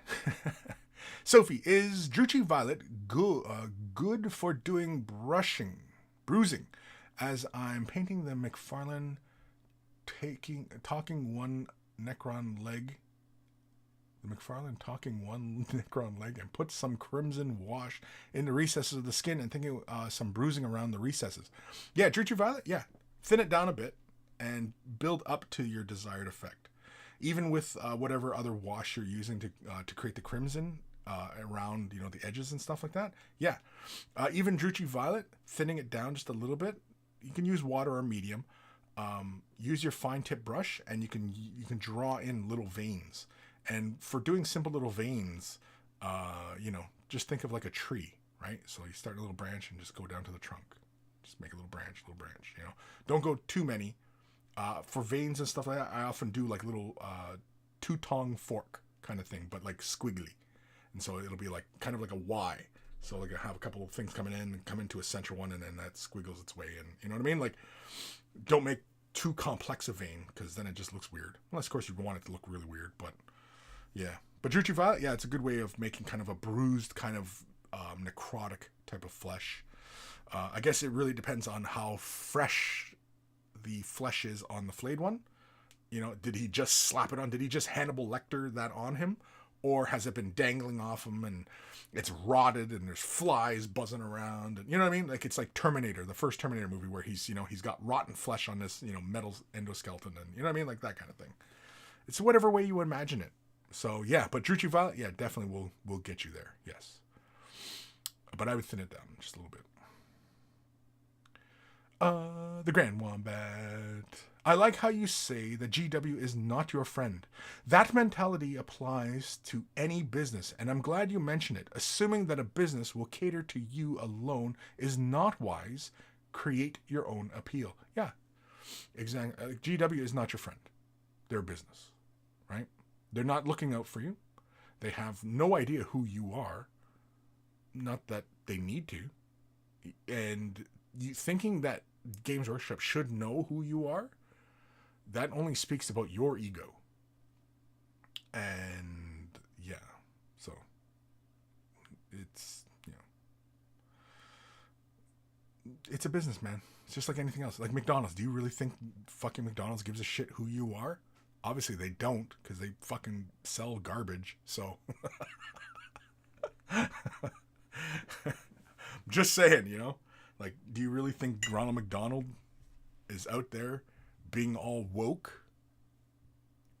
No, they're following trends because they want money. If society is moving in a particular direction, they're going to go with the money. If that's where society is going and you want to stay behind and say, no, fuck society, these people are fucking crazy, that's your right as well. Then stay put. But complaining about it and saying that they're wrong, that's an opinion. And that's it. It's as simple as that. Just be content to let them be. If they're going to leave you alone, you leave them alone. You live your life as best you can. They're hopefully going to live their lives best they can. And the businesses are just going to grab up all the money. It's like hungry hippos. Constantly. It's just they're constantly grabbing all the money as much as they can. So it's McDonald's, it's Games Workshop, it's FedEx, it's Tesla, it's all these companies. They're all just hungry hippos, grabbing as many marbles as they can. And that's it. They don't give a shit about you. They only give a shit about the money. Sophie, I'm probably the youngest here, Kris, so no need to filter. Well, no, but you're an adult though, I think, as far as I know. I would assume. But regardless, it's still gonna. I don't make content for kids. I prefer to speak and be myself, my own genuine self, as much as possible when I'm putting this stuff out there into the internet, right? Is what you're seeing right now of me 100% me? I would say no, if I'm being honest. And anybody who, any of you monkeys out there who know me personally, know that, what I present on Way the Brush and my videos and stuff like that isn't 100% me. It's more, this is more performative Kris. But he's not too different from regular Kris. Just saying. So, yeah. But there is this tiniest of difference. But there are creators out there who are not who they project out there. It's a complete facade. They're fake. They're phony. and in the worst ways possible, because they're often very self-centered. I mean, I can be selfish at times too, but not to the degree of narcissism. Anyway. Sid Tyler. Crap, gotta go. Weather's getting bad and I need to get stuff done before I can't anymore. Hopefully I make it home. Safe journey, man. Safe journey. The Grand Wombat. Kris, there's a tsunami warning in my area. Whee! Holy shit. Why? Where do you live? Grand Wombat? Where do you live? There's fucking tsunami warming. I can't talk anymore. What time we at?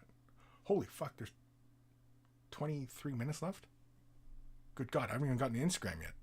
Let's jump over to Instagram, I guess.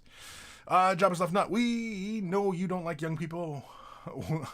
Weren't you threatening to punch Ghost in the face for years, even though he was like 10 or something? Yeah, because he's a mouthy little shit. That's why. That's why Ghost was going to get a bop in the nose, because he's a mouthy little shit. And that's why, again, that's why I don't want fucking kids around, man, because all I want to do is just bop the little buggers in the head. Smarten up. You're in Washington State? And you're getting tsunami warning? Really? Huh. Was there something like an earthquake out there or something? Damn.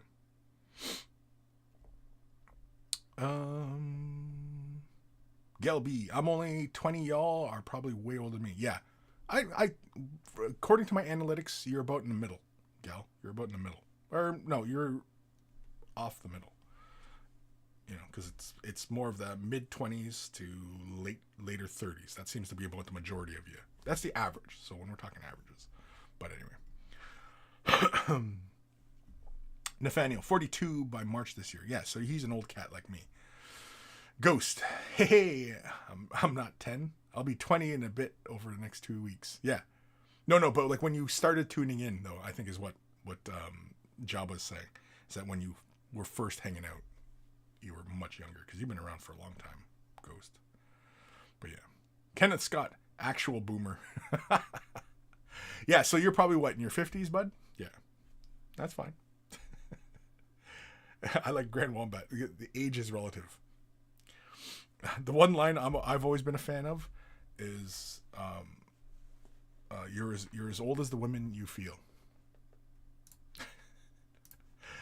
And on that note, let's head over to the Instagram side. Aaron Seach, old as fuck, yeah.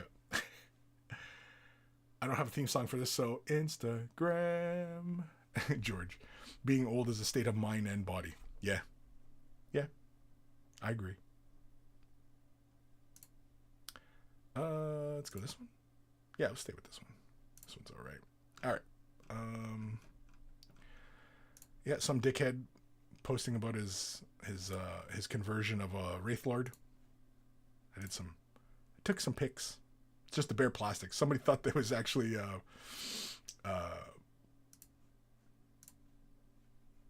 painted, like the sword. Anyway, this one's from Disco Mini Painter. Completed my Doom Lords Blitz Bowl team. I've added some mutations for when they're used in a full game of Blood Bowl. I like them. Is that a metallic blue? I like that. Looks cool. Oh yeah. The transition of that mutation in the arm. That's really cool. I like that. I like it. Yeah, I like the armor. I really like the armor. I mean, they're very playable as it is right now. This reminds me of like the Thing or something. Like he's like got all the little tentacle things coming out. Anyway, as I was gonna say, if you were looking to take it a little bit further and really kind of get into the character, I would do just a little bit of weathering on the armor. Just like little chipped corners, scratch here and there, just odd ones, just, little things. Not very much. These dudes are freaky. From this angle, that looks like something else. I'm not Disco. I'm not making fun of your model, but that looks like something else to me. That looks like he's tripping over his own dick. From this angle, anyway. Oh, I like this. It's a really nice color scheme. The really warm browns with that stark blue. I like that. This guy looks like he's late for the bus. Fuck, I'm late. Fuck. Really nice stuff, Disco. Thank you for sharing that. And if you want me to have a look and share your work, use the hashtag weight of the brush and you'll show up in this segment. A little bit of snow won't stop a game of Blitz Bowl. Just finished off my tabletop standard human Blitz Bowl team. I like the colors. Are they modeled after somebody? This color scheme? Because the half of the red breastplate feels kind of specific. I like how there's a little bit of blood in the snow too. I like that. It's a nice touch. Yeah, see, like you got some weathering going on these guys. I think the Chaos Tutors could use a little bit of weathering. A little less than this. Just the corners and edges. Jeez, this guy's covered in fucking blood. It's kind of hilarious. Somehow the catcher or the thrower, he's got blood on him. Usually the thrower doesn't end up in too many scrapes. The linemen should definitely be covered in blood, though. They should have some blood on them. Especially with punchy fist dagger thingies. For punching. Yeah, really nice work, man. Very, very nice. Oh, look at this. Some old fucking school minis here. This is from Kevin Cabal, Reaper Miniatures, Darkhaven Legends, Human Paladin, Sir Michael. Painted for a collector. I decided since Sir Michael was wandering around with a gigantic crest on his head helm, he probably wasn't subtle personality and would like bright colors. Painted with Vallejo Citadel paints and based with Woodland Scenics, Army Painter, and Gamer Grass products. I like that slight tinge of the shadows in the cloak. It almost has a green cast. And I'm wondering, like, was that accidental or was that intentional? I'm going to assume it was intentional. Really nice and clean. I like it. Straightforward. Yeah, I dig it.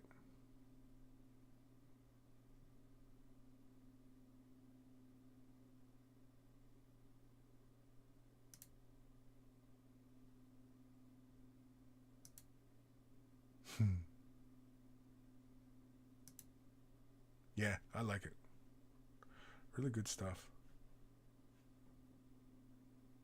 Oh, you know what? Shit, I haven't been giving these likes. God damn it. Hold on, I gotta give these things likes. I knew there was something I was forgetting. Oh, that's my own fucking post. I'm not gonna like my own post. What am I, a fucking loser? Well, I am, but... Okay, we're gonna make sure we give this a like. There we go. Alright, so Disco just finished a tabletop ready Blitz Bowl team. Really enjoying painting these guys. Then a close-up of the bases with the lava beneath. Yeah, I like the dwarf team for Blood Bowl. They're really cool looking minis. Especially the Death Roller. It's just hilarious. I like these guys. Slayer dwarves are just hilarious. I see he's got the tattoo on his shoulder there. Is that a transfer? Is that what that is? So that's some fine freehanding. Yeah, these guys are cool.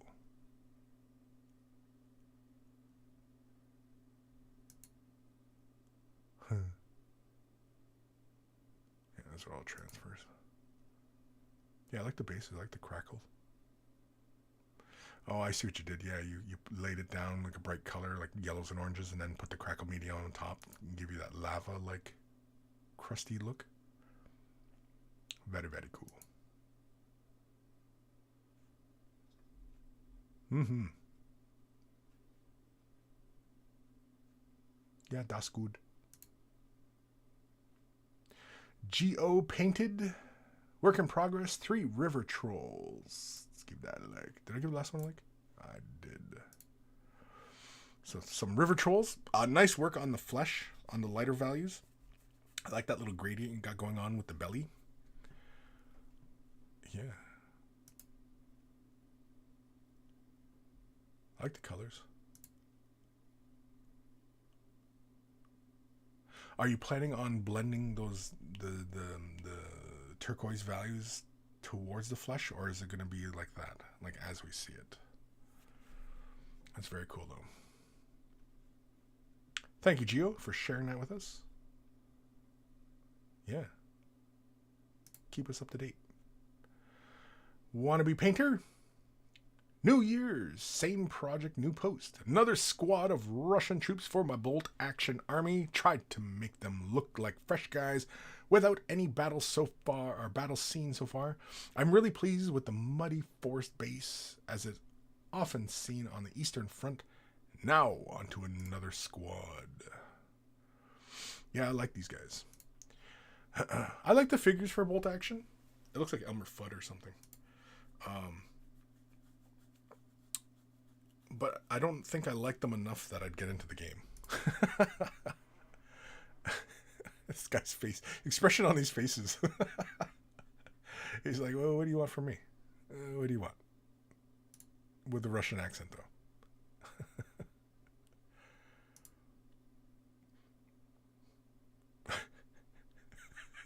These faces are fucking hilarious. I like the colors. Yeah, it feels really like right out of Enemy at the Gates. That's what it really feels like. One guy with the gun and one guy with the rifle or the bullets.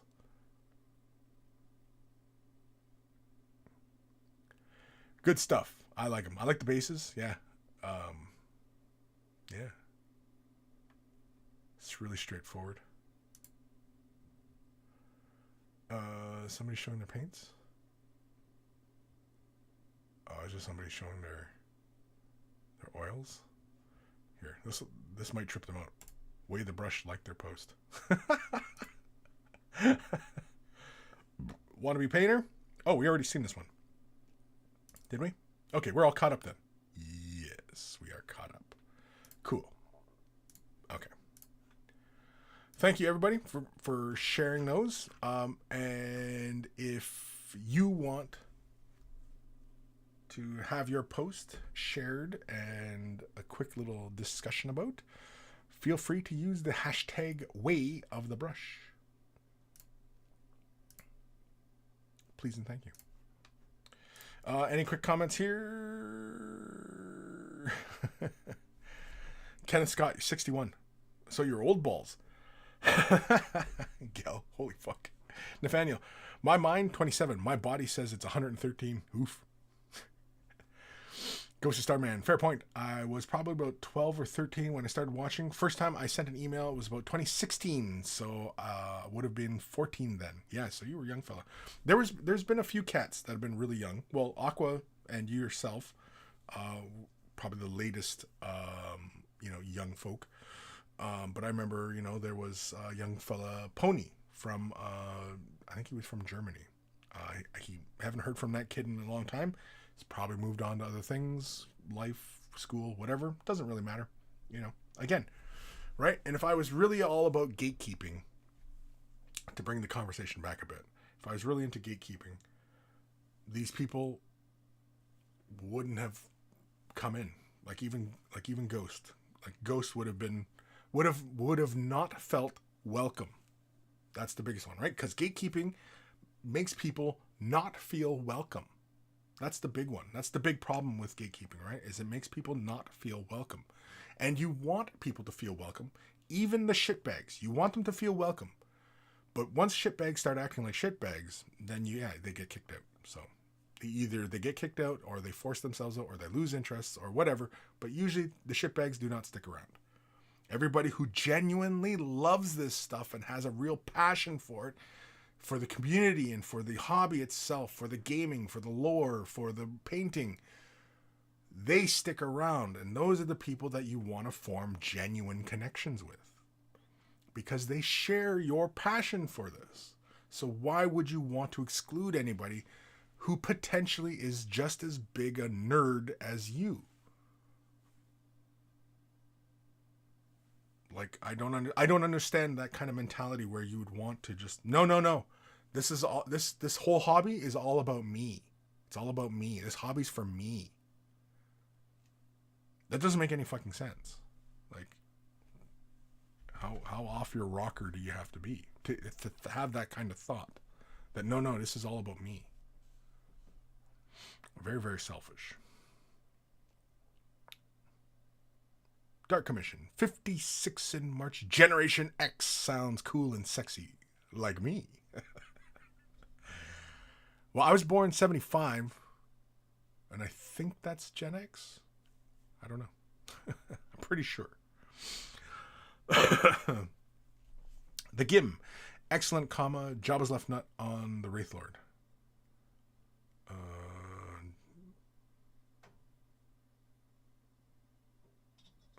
I don't know what Jabba's comment was. Must have been a while ago. Gim's just catching up. Disco, you may recognize the tentacle color transitions. It's one of your old ones from Mini Wargaming. Oh yeah? Oh, like doing the transitions of color? Yeah. One night I was thinking of revisiting a tutorial that I had done a long time ago.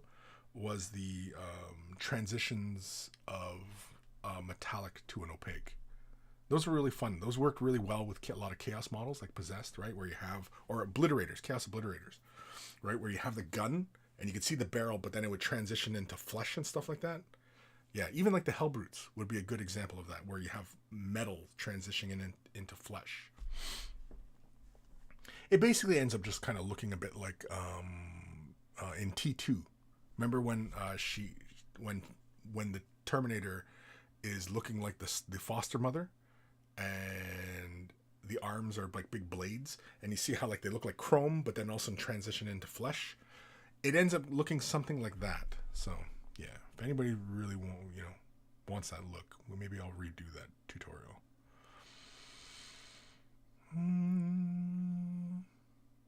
Disco at Way the Brush. That's Def Disco 2, a heretic imposter. Well, unfortunately, Disco on Twitch, I've known that Disco a little bit longer. And in fact, I've even met face-to-face that Disco. He's Disco Duke. I just say Disco, but he's Disco Duke. But yeah, you might see his name pop up on the chat, Disco Duke. But yeah, that's the same Disco. I think I posted our picture, Disco Duke, in the Monkey Playground of us standing in front of the Rhino at Warhammer World. I think I posted that pic. If I didn't, then remind me. I'll have to post that, because I met you. I met Twitchy. I was supposed to meet Ghost. I didn't get to meet Ghost, unfortunately, and I'm sorry, Ghost. But then again, Ghost has been such a shitbag that, you know what, fuck that kid. That's so mean.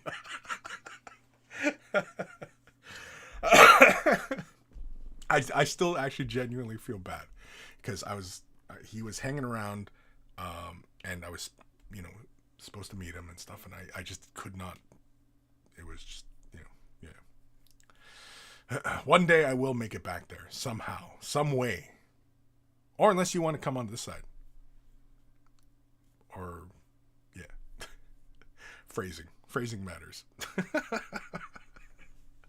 The wannabe painter. Have to go. Wife has cheesecake ready. Ooh, hope she isn't gatekeeping in the kitchen. Have a nice weekend, monkey. Yeah, later, dude. Yeah. Gatekeeping. I mean, again, it all depends. I mean, for the most part, I am against gatekeeping, but I do understand how gatekeeping can be helpful in some small instances. If it doesn't exclude people, then gatekeeping is mostly okay. If it doesn't exclude anybody, right? It's when it's exclusionary is when it's hurtful, and it hurts this community. It does, in the long run. But anyway. Grand Wombat, am I the only human who thinks cheesecake is kind of gross? You might be. Cheesecake? I love cherry cheesecake. I could eat that all day till I'm fucking, until they're ready to take my foot from the diabetes.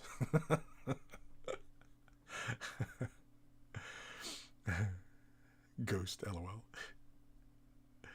Nathaniel, man, Ghost, you're really getting it today.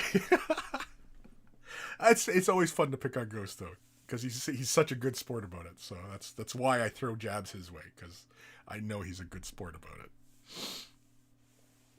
Or at least he at least appears to be a good sport. I don't know. He could be at his computer like, Kris keeps picking on me, and he's making fun of me, and he wants to punch me in the head. You know.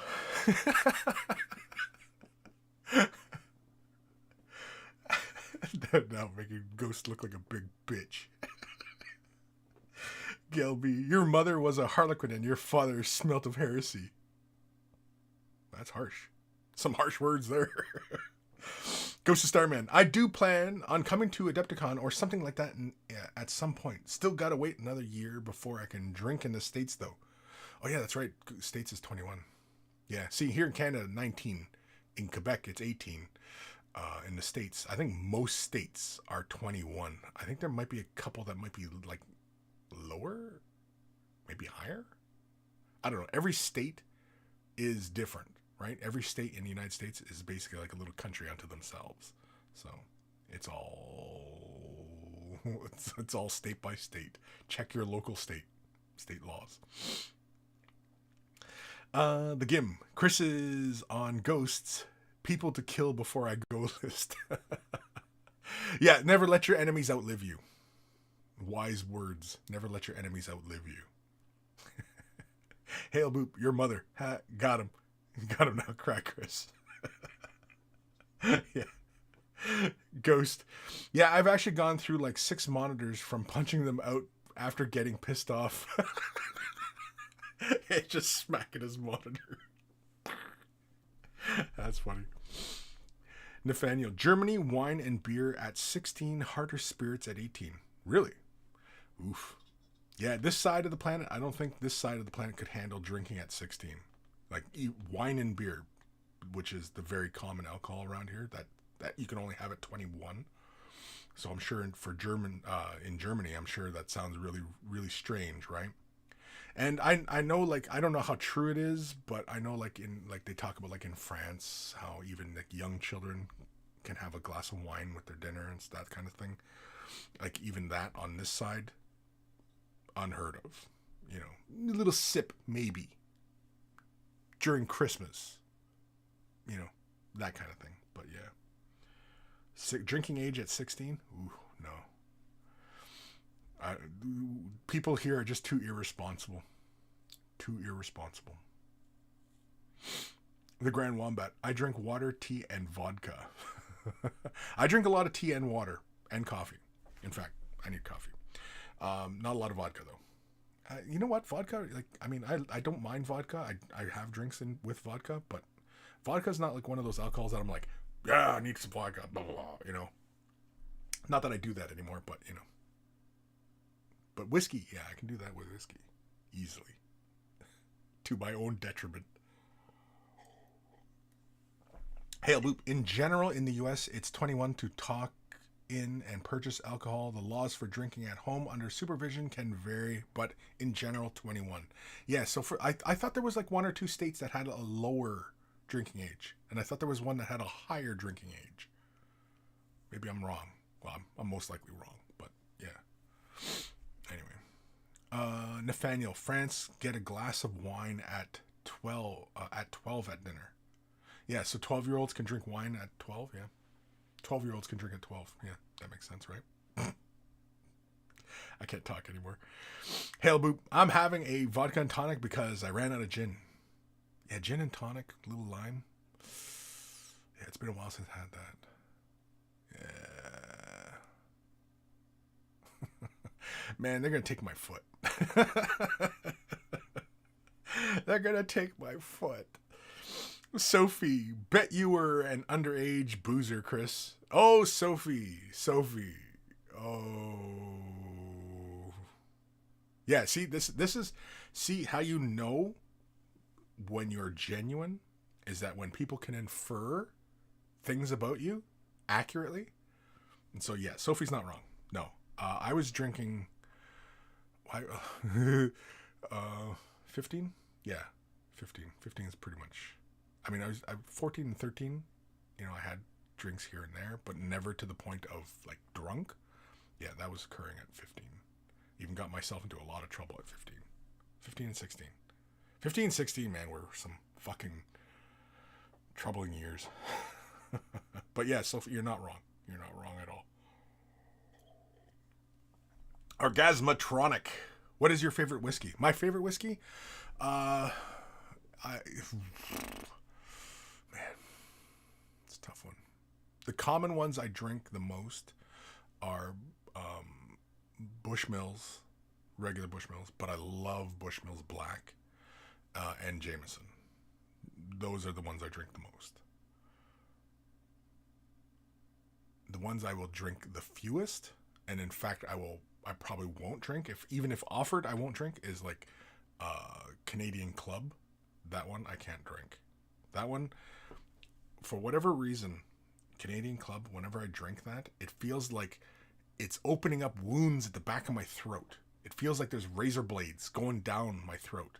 Every other whiskey I've tried doesn't really do that. Not every whiskey, but not that I'm sitting and sipping whiskeys all day long, but like Bushmills and Jameson, stuff like that. Yeah, smooth, bang, goes right down. No problem. Neat, no problem. And usually that's the way I drink my whiskey, is neat. Sometimes with ice, but usually it's neat. And yeah, it is Canadian Club. It's like drinking razor blades. There's another popular one on this side, Crown Royal.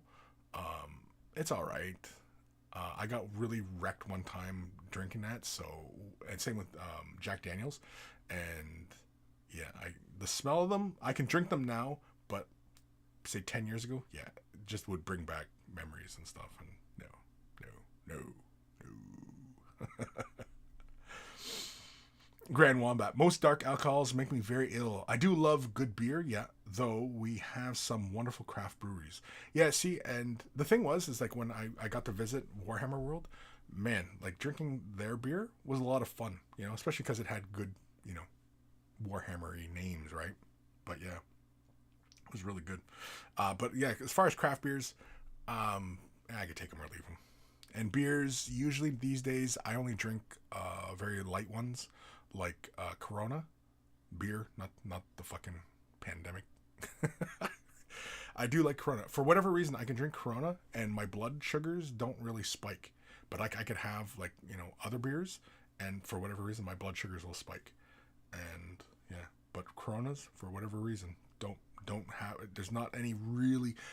And not like I drink beer to get wrecked or anything nowadays. I don't. I maybe one or two, and then that's it. And yeah, but yeah. Anyway,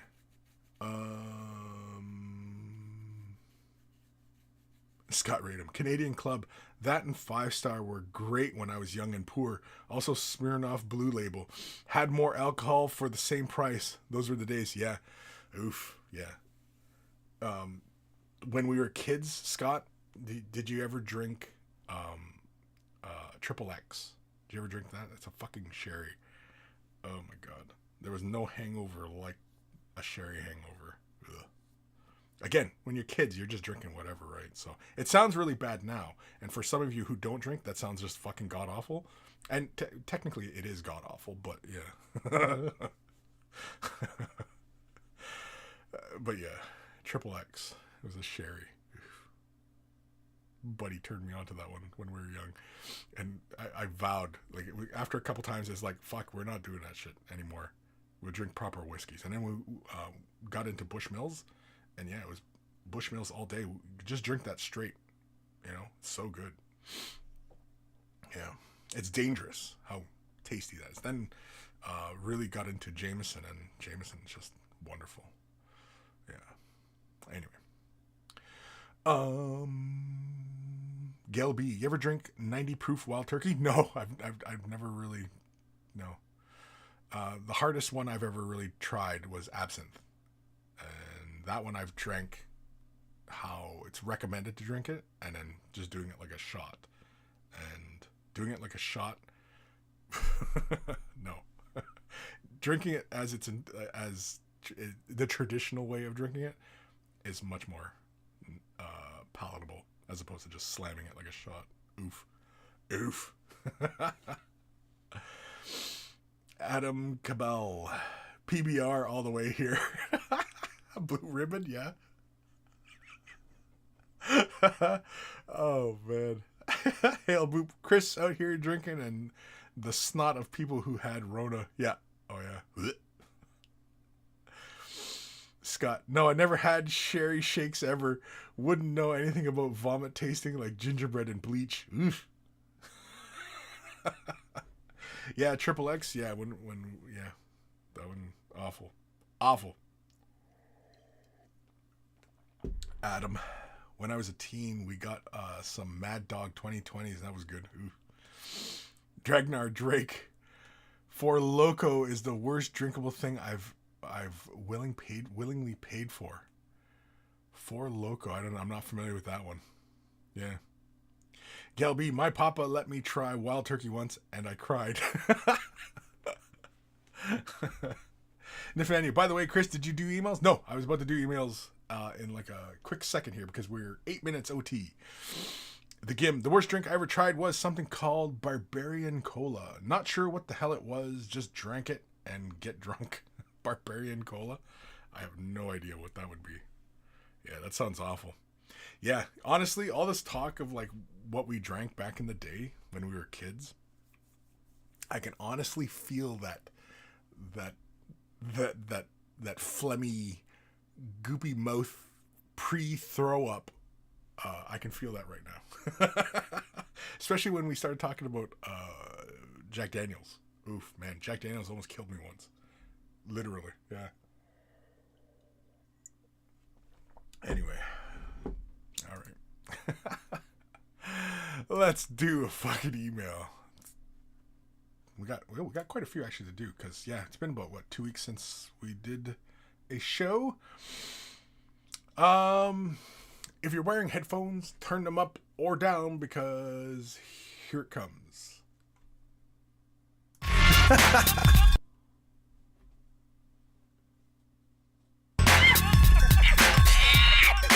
Email time.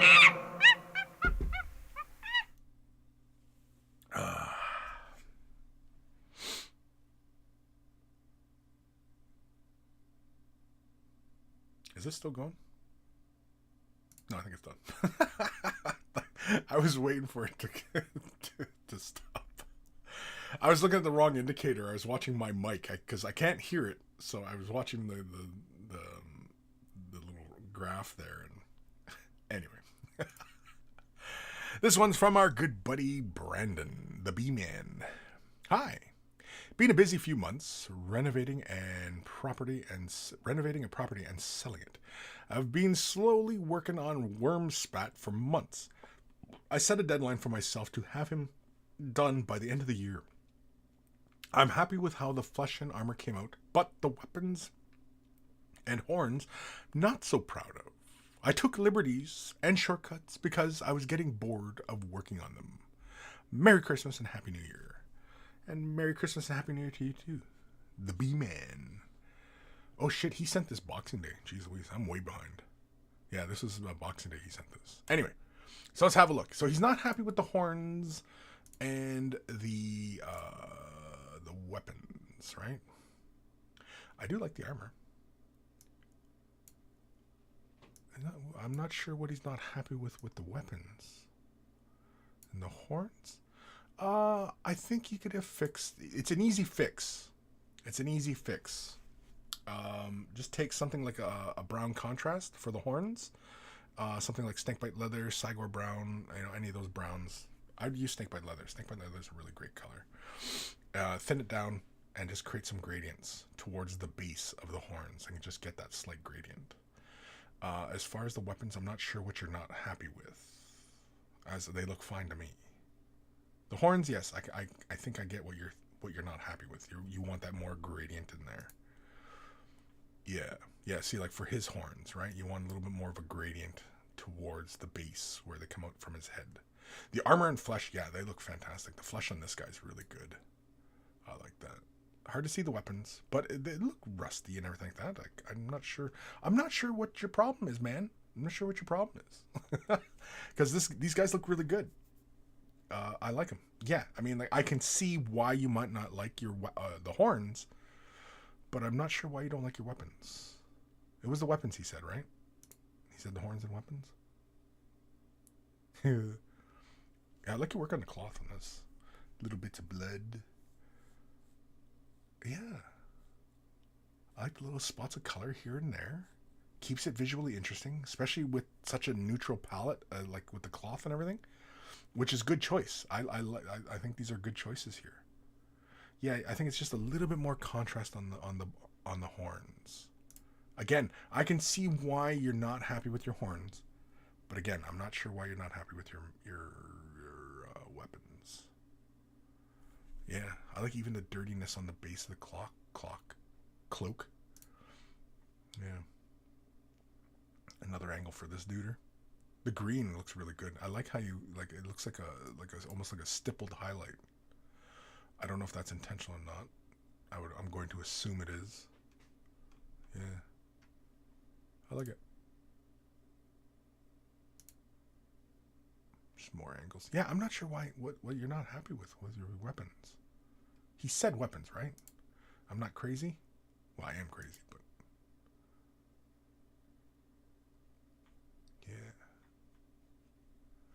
yeah, I like that. Thank you for sending that in, B. Yeah, I think the horns. I mean, like either pushing the darkness towards the base of the horns, right? So the horns are coming out of the head, right, towards the base of the horn, or getting dark towards the tip. Something like a contrast snakebite leather. Thin it down just a bit and just put in a few layers and just like a big layer, then a little layer, right? So it gets darker towards the base.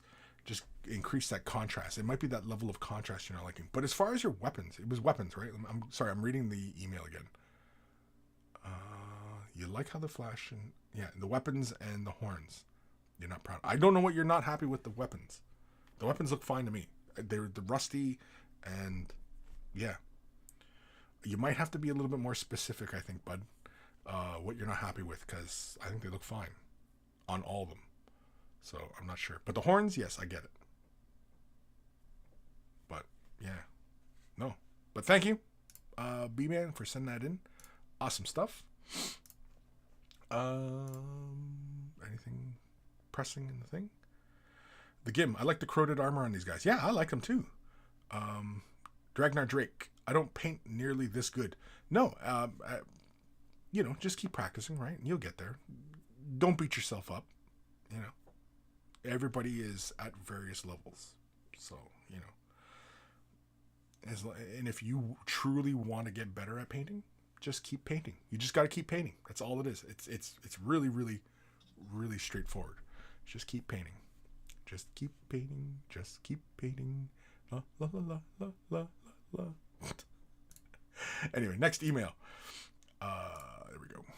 This one's from our good buddy Scott Radum. I thought I had sent this one in. If I did, trash this email and carry on. If not, behold, the Witch Hunter from one of my 2 Curse City box sets. Pause for applause and gasps of adulation. Oh, because you have 2 boxes of them? Okay. I don't have any. And I feel like my life is not incomplete or anything. But I will pause. I love this mini. It's why I bought the game in the first place. Lots of cool stuff in the box, but this mini was what hooked me. Had a lot of fun painting it. Crit it up, bro. Have a good one, Kris. Let's have a look. Witch Hunter, yes. I think I may have seen your Instagram post of this figure. If you posted on Instagram. Did you post? Do you post on Instagram? I don't even know if you post on Instagram, actually. First off, love it. Really contrasty, dark and moody. Yeah. I like your work on the leather. The armor is really good. I like the level of highlight separates the details. Like it's good separation on the details, like the leather, the stakes. It's really the metallic bits that really kind of help create that separation on details. And the other thing that really stood out to me at first is the base, the stone and the skulls, and the way that dirt blends in like that. I like that, and I like the the one-sided highlighting of each of the stones. In paved stones, what is each block called? What is that called? Like, what do you call each block? No, it's really solid. I like it. Your non-metallic metal on these are really good too. I like them. The gold on the gun. Yeah, even on the gun barrels and stuff. It's all really good. Yeah, solid. It's a good model. It's tons of character. I mean, you can almost hear the voice, this gruff, shadowy voice.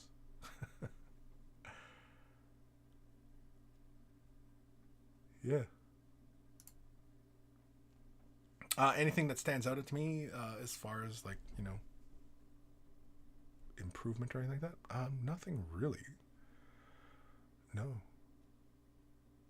I like that little splash of red for the scabbard and everything like that. Like, no, they're all good, really good choices. The contrast works really well. It's painted in the style you like. No. Like looking at it, like nothing jumps out at me like, you could have went this way, you could have went that way, you know. Blah, blah, blah, blah, blah, blah. No. Now, are you going to paint the entire, well, both boxes to this standard? Because it's going to take you a little bit. That's a project that's going to take you a little bit. That's okay, though. I mean, as long as you're having fun. That's the most important part, right? No, I think this is really good. I like the balance. I like the contrast. It's all around a well painted model, like really well. I guess the only thing that is that I think it's the cloak, the lower part of the cloak on the left hand side. I think just a little bit more definition, because you know how like your leather bits you bring to a nice bright highlight, whereas on the cloak, yeah, it only works. It only comes to a nice brightness on that very peak. But here it works really well because I like how you can see the under structure under the cloak. You've highlighted that. Yeah, it's the big broad surface, I guess. Could use a little bit more definition. Pfft, that's minor. Overall, I think it all works really well. Yeah, I guess that's it. That would be the only comment. Is I think just a little bit more definition on that part of the cloak. But I mean, it doesn't. That's only if I'm being nitpicky. That's only if I'm being nitpicky. Otherwise, yeah, I think it looks really, really good. Yeah, really nice stuff. Thank you, Scott, for sharing that with us. Where am I? There we go. Yeah, it's really fantastic piece. It's really good. Ba-dum-bum-bum-bum-bum. Anything in the comments? Anything I miss? Blah, blah, blah. Dragnar Drake. Paver, I believe. Called the stone a paver? Yeah. Okay. Scott, yeah, I feel you on the cloak. Yeah, I think it was just, you know, like, you know how like I'm looking at like the glove and how you have that really great transition going from a very dark. I don't know if it's pure black, but it's very, very dark, going up to really, really bright on just a few catch points, right? And there's nothing like that on the cloak other than that first little point where you kind of come out. But yeah, there's nothing like that to kind of, you know, define those shapes. Because like on the chest, because it's got tons of that detail, right? And the really bright highlights on edges of stuff really nicely separate those details and really bring them forward. And that bottom part of the cloak, especially when you're looking at it front on like that, it doesn't have that same level of emphasis, right? Whereas everywhere else, like even on the hat, the brim of the hat, you have that nice transition of color going from the darkness up by the center point of the hat and then coming nice and bright along the edges, right? It's just, yeah, it's that part of the cloak, if we're being nitpicky about it. But otherwise, as is, fantastic. Like, it's really great. It's a really great paint job. If we're being nitpicky. If we feel like beating ourselves up about stuff, I guess. Which is not necessary. Next email is from Nathaniel. Greetings, Kris and fellow monkey. Attached, you'll find images of my first project since 2 years. I painted for myself using a single brush and mixing all colors. Wow. I only painted areas I could easily reach, leaving some unpainted on purpose, and highlighting only certain edges. At arm's length, I feel it looks acceptable for gaming or display. I also had only a nightstand lamp as a light source, so any mistake is due to bad lighting. I used Liquitex basic acrylics, which I found at a local hardware store. They have a very matte finish, which is perfect for glazing, but it took a lot of getting used to. Other than that, they were very nice paints. Next up, Space Marine Lieutenant from Warhammer 40 Imperium Magazine, Volume 1, and Necron's King Guard. It's called... I'm not even going to try and pronounce that in German. No idea if that's correct. Not too deep into Necron lore. Salutations, Nathaniel, aka Marcus. Marcus. And so here, let's have a look. There we go. So, it's a little dim lit here in the picture, but I think it looks really cool. It has that very kind of grim, dark aesthetic that everybody seems to always talk about, which nobody can clearly define, but whatever.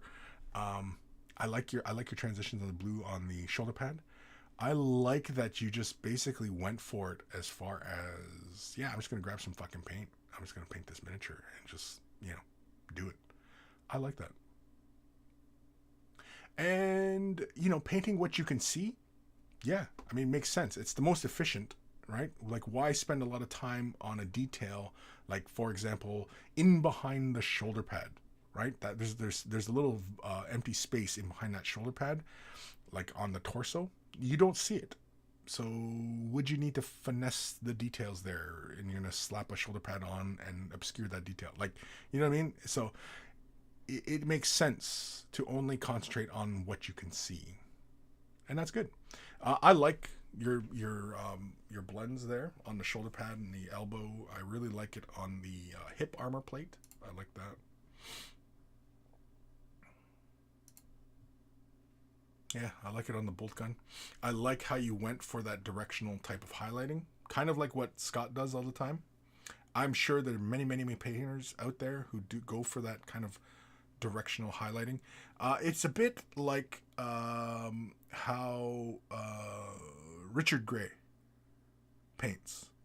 He paints with that kind of like portrait lighting kind of thing, a single light source on a model, but off center, right? It's like portrait lighting.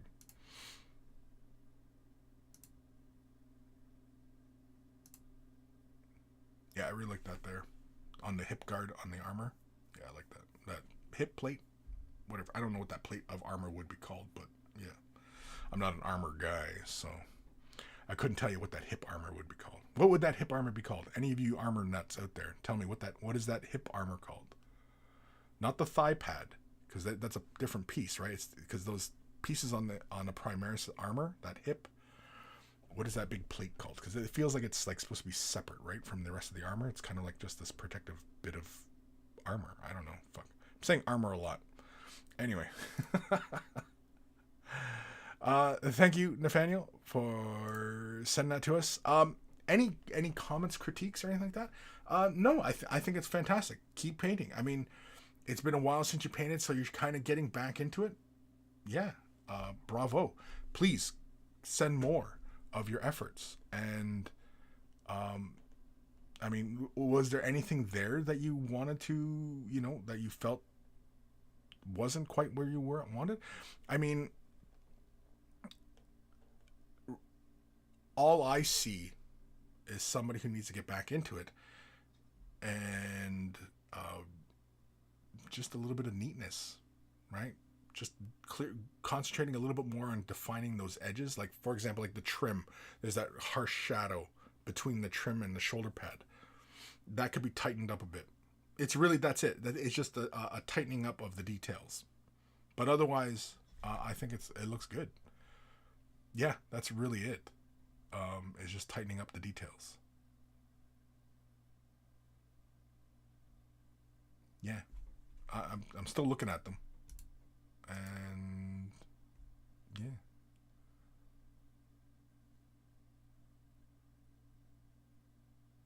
If you're using more artist grade type of paints like that, might want to look into a little bit more of a wet on wet blending. You might want to play with that. Again, you know, especially coming back to painting, you know, you might want to experiment in some techniques that you haven't really tried before. And because you're getting back into it and you're kind of like, you know, getting back into riding a bike, so to speak, you might want to try some new techniques as you are, you know, reworking the muscle memory, so to speak, right? So again, you find your opportunities wherever you can, right? So yeah. Le Lion Noir. I don't think I've ever read that name before. Welcome. It's a tassel. A tassel? I don't know how you would pronounce that. But yeah, a tassel? Okay. The Gim. Getting a tassel for that hip armor. Is it tassel or tasset? Yeah, is it tassel or tasset? I don't know. A tassel. So that little hip armor thing's called tassel. Okay. Did not know that. Did not know. Again, not much of an armor guy, so couldn't tell you. All right, next email is from our good buddy Gelby. Custom models I got off Etsy, based them off of the Angels of Damnation, but I'm definitely going to tweak the colors later down the line. For the Hormagaunts, I'm going to sculpt some Mechanicus BS. Some Mechanicus BS. Or maybe it's bits, I don't know. 4 little mind control devices and shackles. Hopefully I'll eventually have a chained up hive tyrant, but I'm poor. It's not a crime to be poor, man. Well, in the States it is, but anyway. Yes. Was it just the one picture? Yes, I think it is just the one picture. There we go. Okay. So, very, very cool. I like it. I kind of wish I could see it a little bit clearer, but yes. Anything that it's jumping out at me, I think is just your color scheme is predominantly a light color. It's red and white. I would recommend you use a gray prime or a white prime. If you want these colors to be just a little bit brighter and not struggle to lay the white down on top of black. If you've found that you had to like put layers and layers of paint down to get that nice solid white, you might either one, switch to using a light gray first and then put your white down on top of it, or use a light gray or a white prime and then put your white down. And even if you prime white, you're still better off laying a base coat of a white down and then laying in your shadows if you're going to do a recess shade or, you know, just do a little bit of edge highlighting or what have you. And same with the red. Even if you're going to go for a darker red, you can still go with a light gray or a white prime and get a nice solid white down first. You still want to lay down thin coats, but even when you're working in thin coats, laying it on top of a black can be problematic, and you end up having to put a lot of layers down, and it can kind of feel exhausting doing that. And so to save yourself some sanity, you might want to switch to a lighter primer color. Just saying. Because you can still pick those details out and put a shade wash down, and it'll still give you that nice contrast look like this. You can still achieve this look. If you like this look, you can still achieve that with a gray prime or a white prime. And just, you know, use deeper colors, create a shade wash, and, you know, but yeah. you'll save yourself some heartache and some pain trying to build up that white. Because I know that laying that white down on top of the black is tiresome, and yeah, you're better off just using a lighter primer. But otherwise, yeah, I mean, it looks really cool. I mean, it's kind of hard to make out some of the details, just the way the lighting is and how kind of grainy the image is. But yeah, I mean, I'm not faulting your program here, but just yeah. I mean, so far it looks like, pretty neat. I think that's one of the biggest recommendations I would make. Is there dirt on the feet? Is that what's going on there? It looks like I can see like brown values down by the feet. I'm going to assume that's kind of a dusty like look you're going for, which is very, very cool. It works a little bit better when you have a little bit more contrast in those areas before you start laying that lighter brown. Like you might want to go with a really light brown so it looks really dusty. Right? Again, though, when doing miniature painting, it's all about building up little layers, and you often want to work in thin layers. So you want to work with the color thinned out and build up to your desired effect. But yeah, good stuff. Thank you for sharing that with us. And yeah, I would switch to a gray. I think that's going to be the biggest difference for you, is switching to either to a light gray or a white primer. I would highly recommend a white primer, because that's going to give you the best blank canvas. That's why oftentimes canvases come pre-primed white, right? Because it's easier to just kind of lay your colors down and everything like that. And if you're going to build up bright colors, you definitely want to have that bright backing, right? So, yeah, I would highly recommend that, especially because your color scheme is fairly bright. The red is one of those colors that can go very dark or can be very bright, right? But yellow typically is a very bright color, or even white is a fairly bright color. And those only, laying that on top of putting white on top of black, you have to put a lot of layers down. Or use another color and then put your white on top. Like, for example, a light gray. Use a light gray first and then put white down. But then if you're laying a light gray down, then you might as well just use that as your shadow values and then just do some edge highlighting, and you'll get that look that you often see in websites and books and magazines and what have you. Games Workshop, right? Like you'll have that light gray values in the shadows, and it's just a way of doing white that's actually not painting white. You're actually just painting a light gray and then putting bright white highlights on, and it makes it look like a white surface, because oftentimes white looks very gray in its shadows, right? And oftentimes you use a blue gray, a cool gray, for your shadows, because it's kind of like when you're looking at snow. If you've ever looked at snow in photographs and stuff like that, you'll see it looks very white, but then you'll see it has very light blue tones in the shadows, and that's because of the atmosphere and the way light plays and the way our eyes read light and everything like that. But because you can just as easily use a off warm white, right, like a bone color, and you could use that as well. So many possibilities. But thank you, Gail, for sending that in. Awesome stuff. Very, very cool. Oh, Jesus, Scott, you just sent one too. Okay, well, last email I'm doing for today, and it's another one from Scott because he just sent it in. Any comments here really quick? Gail, resin Minotaurum on Etsy.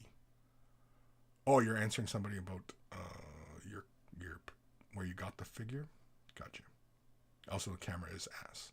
Yeah, but there's, even with a shit camera, it's getting lots of light on your subject matter can still offset that. Another one too, if you're using like your cell phone, even myself, I find that the little camera lens and everything like that, wipe that down. Just take like your t-shirt or like microfiber cloth or whatever, and just wipe the lenses down.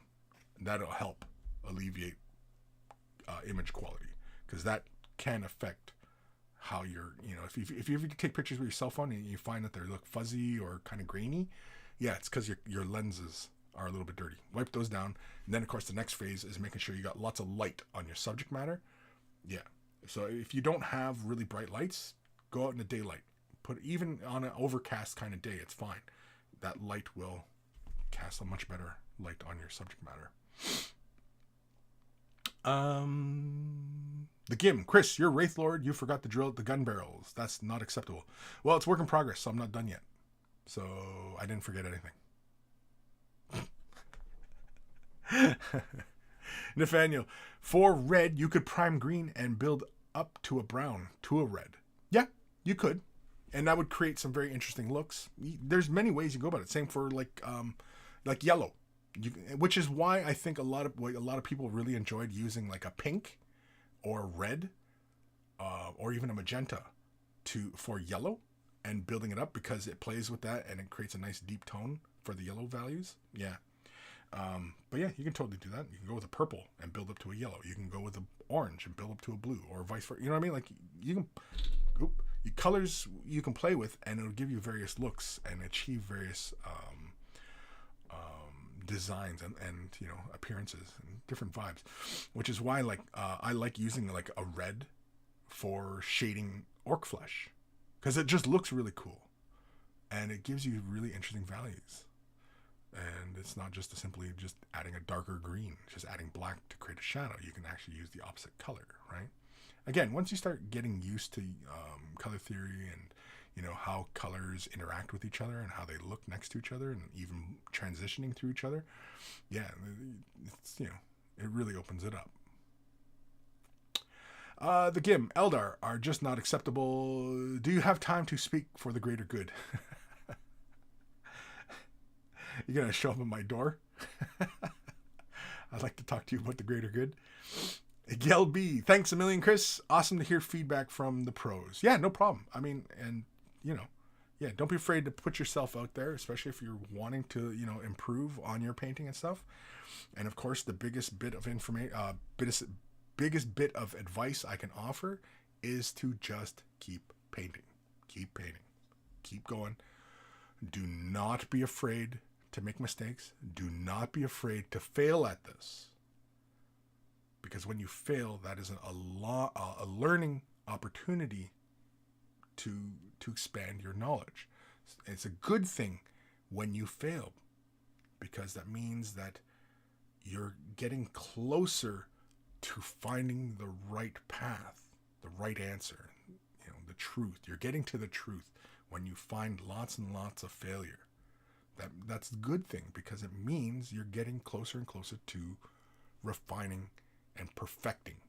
I know we've talked lots about perfection, the idea of perfection, but for lack of a better term, lack of a better way of looking at it. Yeah. So don't be afraid to fail. Failure is good. Failure is good. It's good, especially when you can learn from your failures, when you have enough sense to learn from your failure. The Gim, do that last email, fool. Jeez. Now you're sending me text. Why, Gim? Why are you sending me text messages? We're right here. You can just type it right in the chat. I don't know why you got to send me a text message. Unless it's a dick pic. Don't send me any more dick pics, man. Jesus. Enough with the dick pics. It's me, Seppi. Realizing when you fail is an important step in itself. Yes, exactly. Yeah, exactly. Even being able to spot your own failure just before it's an actual failure is invaluable.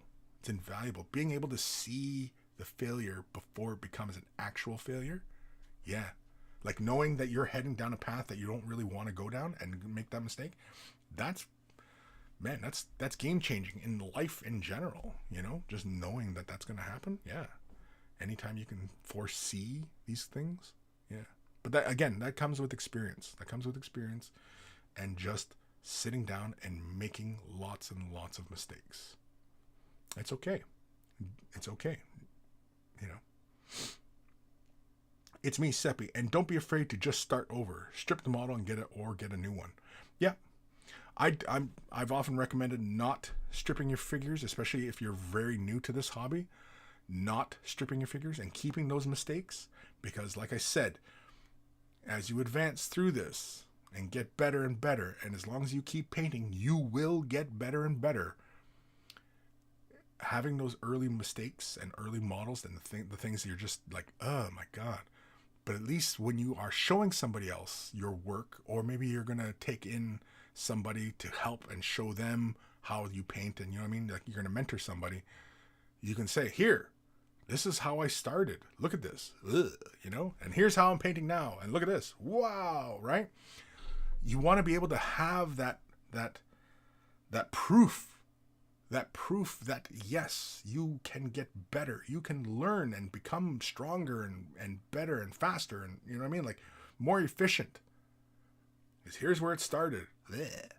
Here's where I'm at now. Yay! You know? So that's why you can prove to somebody that you'll get better as long as you keep doing this and this, and then you just keep painting. Just keep painting. Just keep swimming. All right.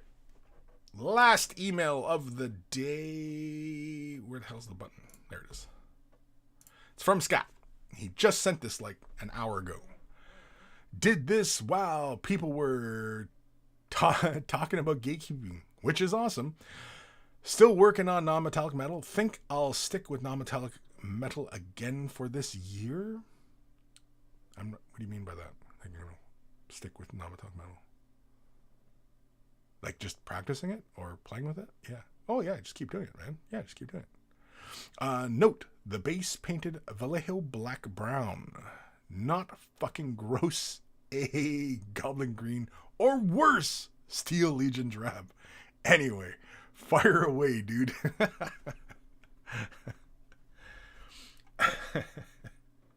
Oh, look at this guy. I like him.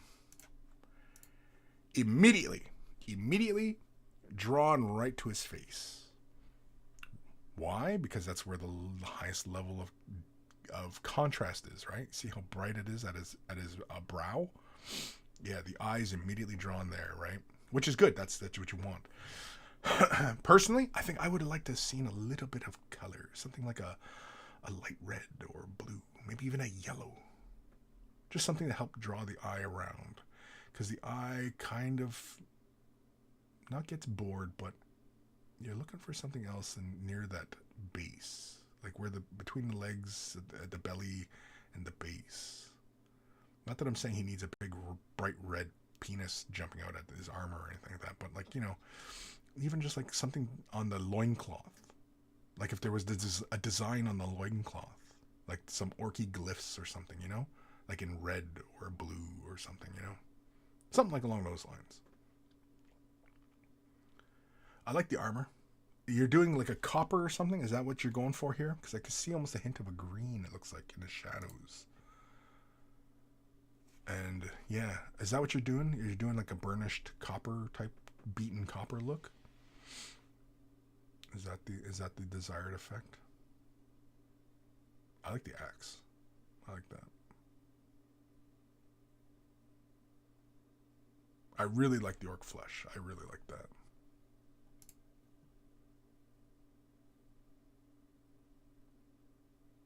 Yeah, it's really nice work. I like how it gets really intensely bright at the back of the armor, and then it drops off and gets dark at the flesh. I like that. I like your highlighting on the leather too. That's really good.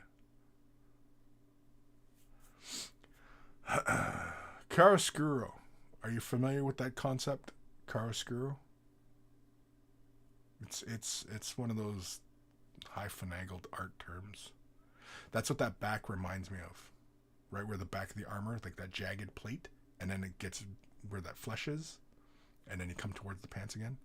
Yeah, it has a very chiaroscuro feeling to it. Which is cool. I like it. I've used it a few times on some models. Not too often, though. Because I often don't paint to a very, high standard. I don't really do that kind of work. I can, but Actually, we were talking about this yesterday, weren't we? I just kind of get bored with it sometimes.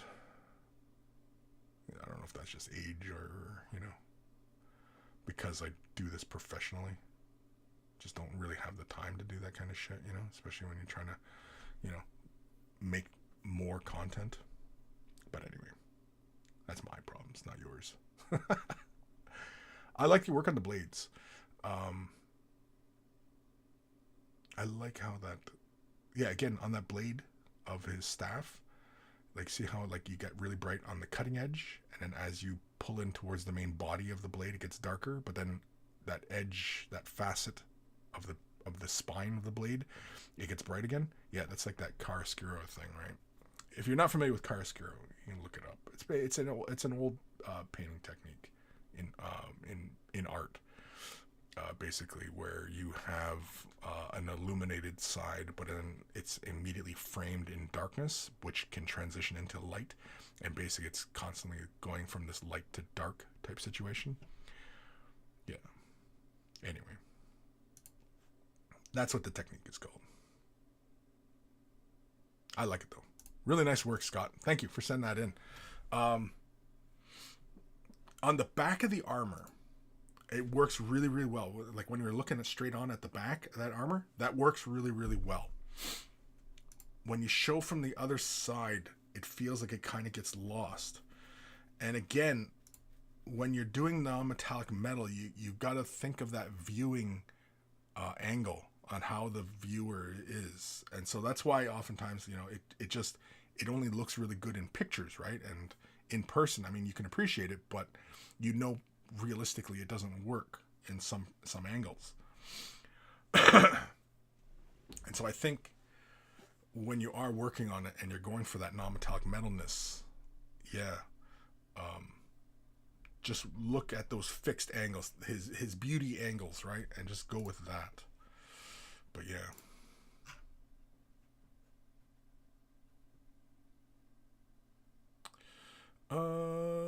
Comments.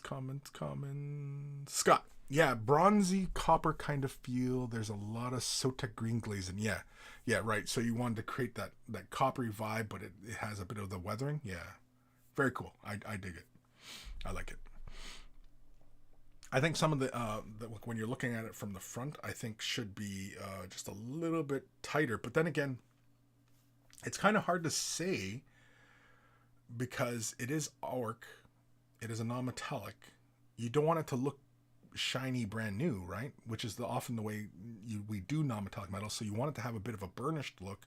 You also want to have a bit of a weathered, beaten kind of look, right? And so, yeah, I think really, if you really want to nail that, I think you need to bust out some reference material of what rough, beaten copper would look like. Not so much in the sense of armor, but how it's used in roofing and old roofs, statues, that kind of thing. I think you might want to reference some of that stuff, because it honestly, if it's a really beaten, weathered copper, you're not going to have much readback as far as light being shiny off of its surface. Right? It's going to read more of like flat color, I think. Just off the top of my head, just thinking about weathered, beaten copper. Yeah. Or bronze. Both are kind of the same, right? So, but yeah, thank you, Scott, for sending that one in. I like the piece. I think it looks really great. I think it could have used just that little spot of color, something else, something like a red or a blue or even a yellow. Because the copper is just so warm, and the Sotek green, it's very, very subtle, which is probably why I was gravitating towards a red or even a blue, as far as like something to draw the eye in, especially if you had like the bright red of the eyes, or if you were even doing like say an OSL from his eyes are glowing red. I think that would work really well, but I think like on the loincloth, freehanding like some orc glyphness or something like that, would be cool. Or even just freehanding some designs onto the armor, right? Would be cool. There's all sorts of different ways you can go.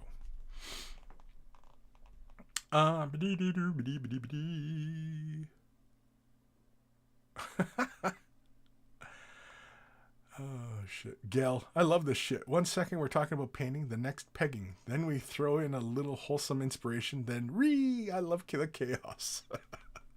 Yeah, well, I am a little bit chaotic. Again, my god is Nurgle, so that's my god.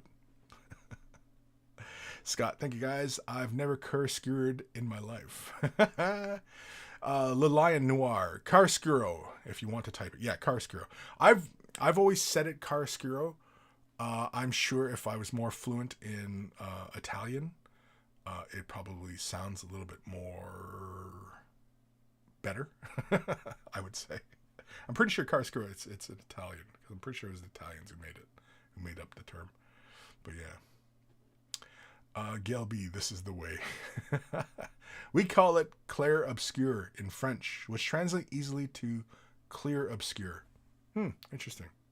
Is that what the Italian translation would be as well? Is it just a play on both terms? Because I understood it as being an Italian term. Is it a French term? I always thought it was an Italian term because it was Italians that were doing it, weren't they?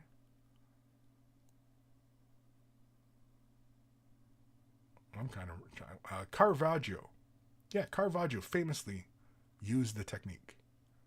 And anybody who's ever seen any Caravaggio painting, and I'm sure anybody who's paid attention during art is familiar with Caravaggio. But yeah, Caravaggio.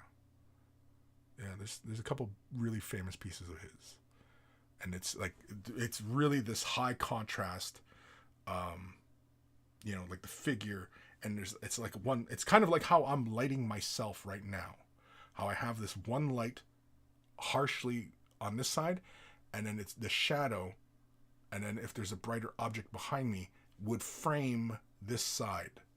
That's chiaroscuro. I always say chiaroscuro like that. I'm sure I'm probably mispronouncing it, but hey, that's what I do. So yeah. Anyway,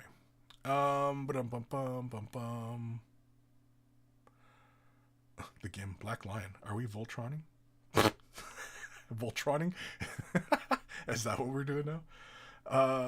Scott Radham. Kris, I have a great book by James Gurney called Can't Remember Light and Color. It's great. It's not just I'm just not getting it yet. Oh. Nathaniel, is copper usually green when weathered? Isn't copper usually green when weathered? Yes, copper, is green when it's in the elements, yeah. Same with bronze, because bronze has copper in it, right? So that's why bronze has green in it. Or as the term is called, verdigris. But it's oxidization. That's all it is. It's oxidization. The technical term would be oxidization. But verdigris sounds prettier.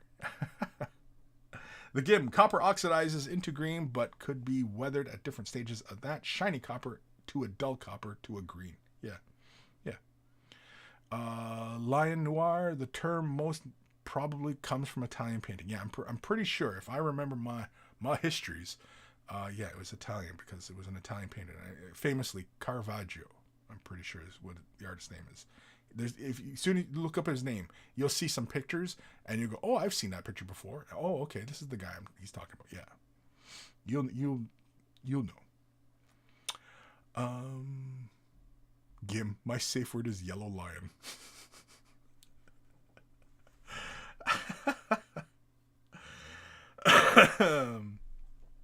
Nathaniel, caro, clear in Italian, scuro, derived from obscuro, Italian for obscure. So the French term is very close to the Italian term, which is not surprising.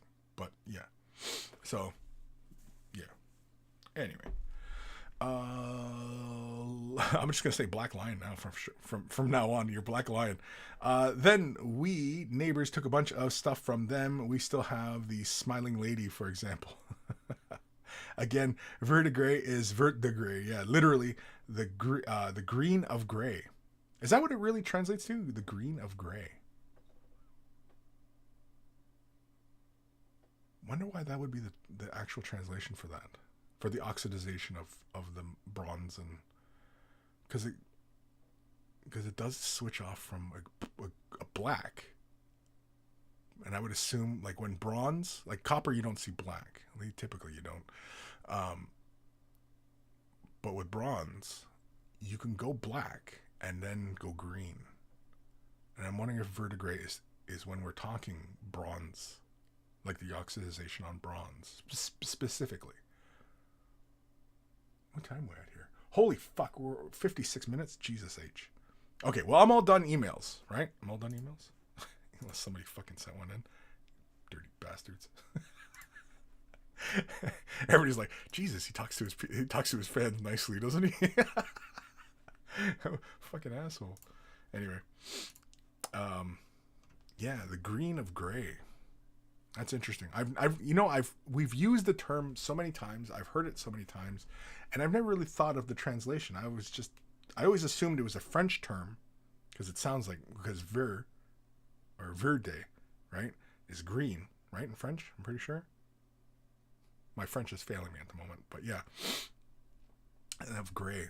And I'm wondering, yeah, if it's bronze, because of the tin quality, and tin oxidizes with a black, and bronze, when it does oxidize, it goes kind of a black and then green. And I'm wondering if it's just because it's cycling through those, like, what elements mixture is oxidizing, and so they're presenting, the black and greens, right? Because they're a mixture of the two. And so I'm wondering if that's just why they call it that, the green of gray. Black Lion. It is French, yes. Yeah, it is. It's a French term, right? Yeah. I don't know. Again, my French is failing me. All right. Well, seeing as how we're 57 minutes OT, we got through all the emails, we got through the Instagrams, and now we're just talking the finer points of linguistics. So it's the oxidation of bronze. Yeah. Well, I know verdigris is the oxidation of bronze, but I know when we talk sometimes about coppers, we'll use the term verdigris, but I don't know if that's the right term when we're talking just copper. I know in bronzes, that's where we're often referring to verdigris. Because like Botticelli, yeah, I'm pretty sure it's Botticelli, and he's got a big famous door, and it's a big bronze door, and it's just covered. And some of it is black in its oxidation, but in its recesses, it's very green. Yeah. Etymology. Yeah, the etymology of the term. I guess, yeah, just search up the etymology of verdigris. Yeah, I guess. Well, okay, we all have homework now. Somehow we all have homework to do. The etymology of verdigris. Yeah. I mean, I am often looking up the etymology of terms. What was I just looking up yesterday? I was etymology of... Oh, this is really, really weird. But yeah, the term, the expression chop chop? Like you want somebody to hurry up. So you say chop chop. I was like, what is the etymology of that term? Because I was curious if it was an offensive term.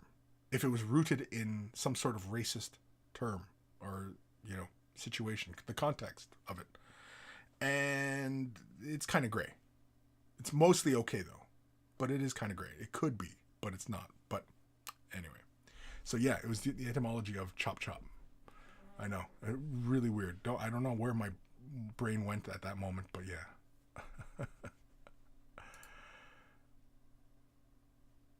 Black Lion. Bronze is made of copper? Well, it's a copper tin. It's copper and tin.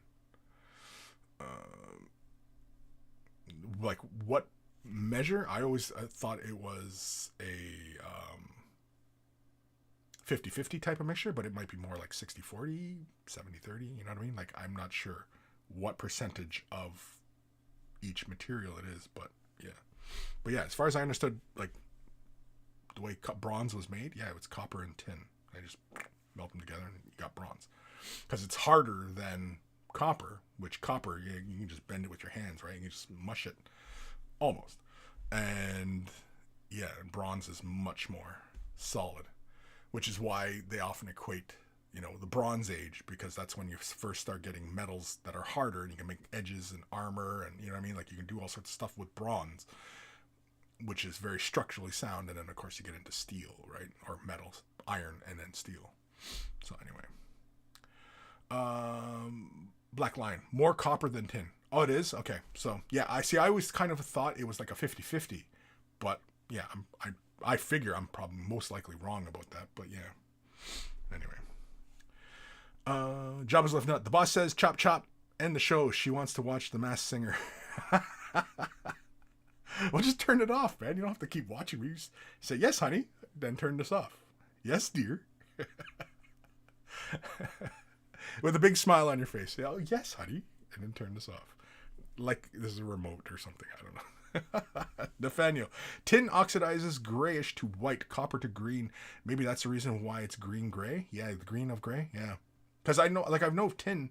Yeah, oftentimes whenever I've seen oxidized tin, it's almost a black. Yeah, it's like pewter, which is a black. Because pewter often oxidizes almost a black.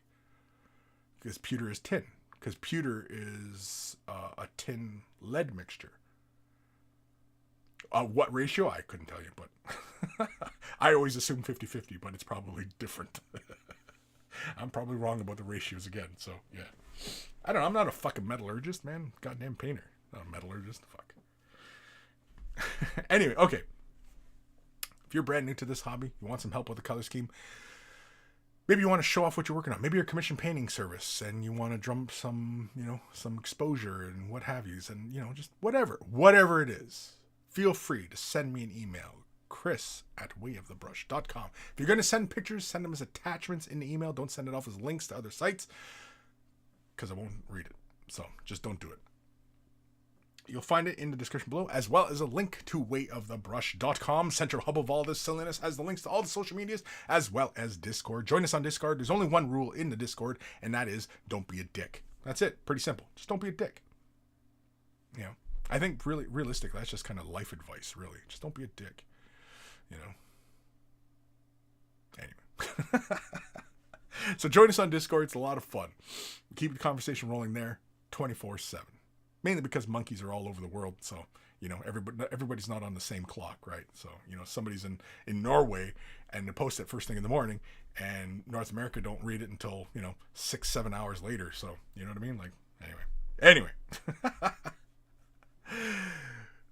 Also at wayofthebrush.com, you'll find links for t-shirts. Also, if you're watching this on YouTube, you'll see it down below as well. T-shirts. Want to help support the channel? Look like a connoisseur of all that is good and holy in this world? They're wearing a Way of the Brush t-shirt. And if you purchase yourself a shirt, send a picture of yourself in your shirt, and I will add it to the Monkey Shrine, which is also at wayofthebrush.com. And of course, you'll find links for Patreon.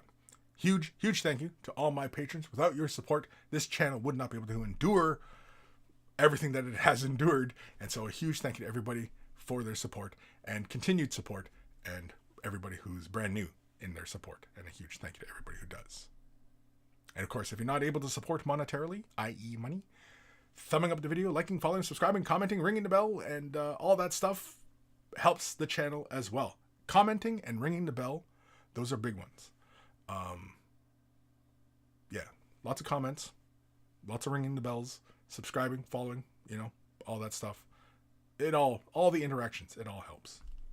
And all it takes is a couple clicks of a button, and you help me out a great deal. So a huge thank you. Big thank you to Carl Geimir all for Beer and Blood Bowl. That's the YouTube channel. Check it out. If you love yourself some beer, you love yourself some Blood Bowl. Beer and Blood Bowl is where it's at. We always take time to thank Carl, even though he is no longer with us, for taking time out of his busy day to create the email jingles to play before the email segments of the show. And so always much love to Carl. And of course, speaking of love, much love to my baby brother Evan for creating the intro, outro music plays at the begin and end of the show. So always much love to my baby bro Evan. And of course, if you're into rare comics, EB Comics. It's in the description. If you're into rare, like if you're into the rare, like into them. Rare.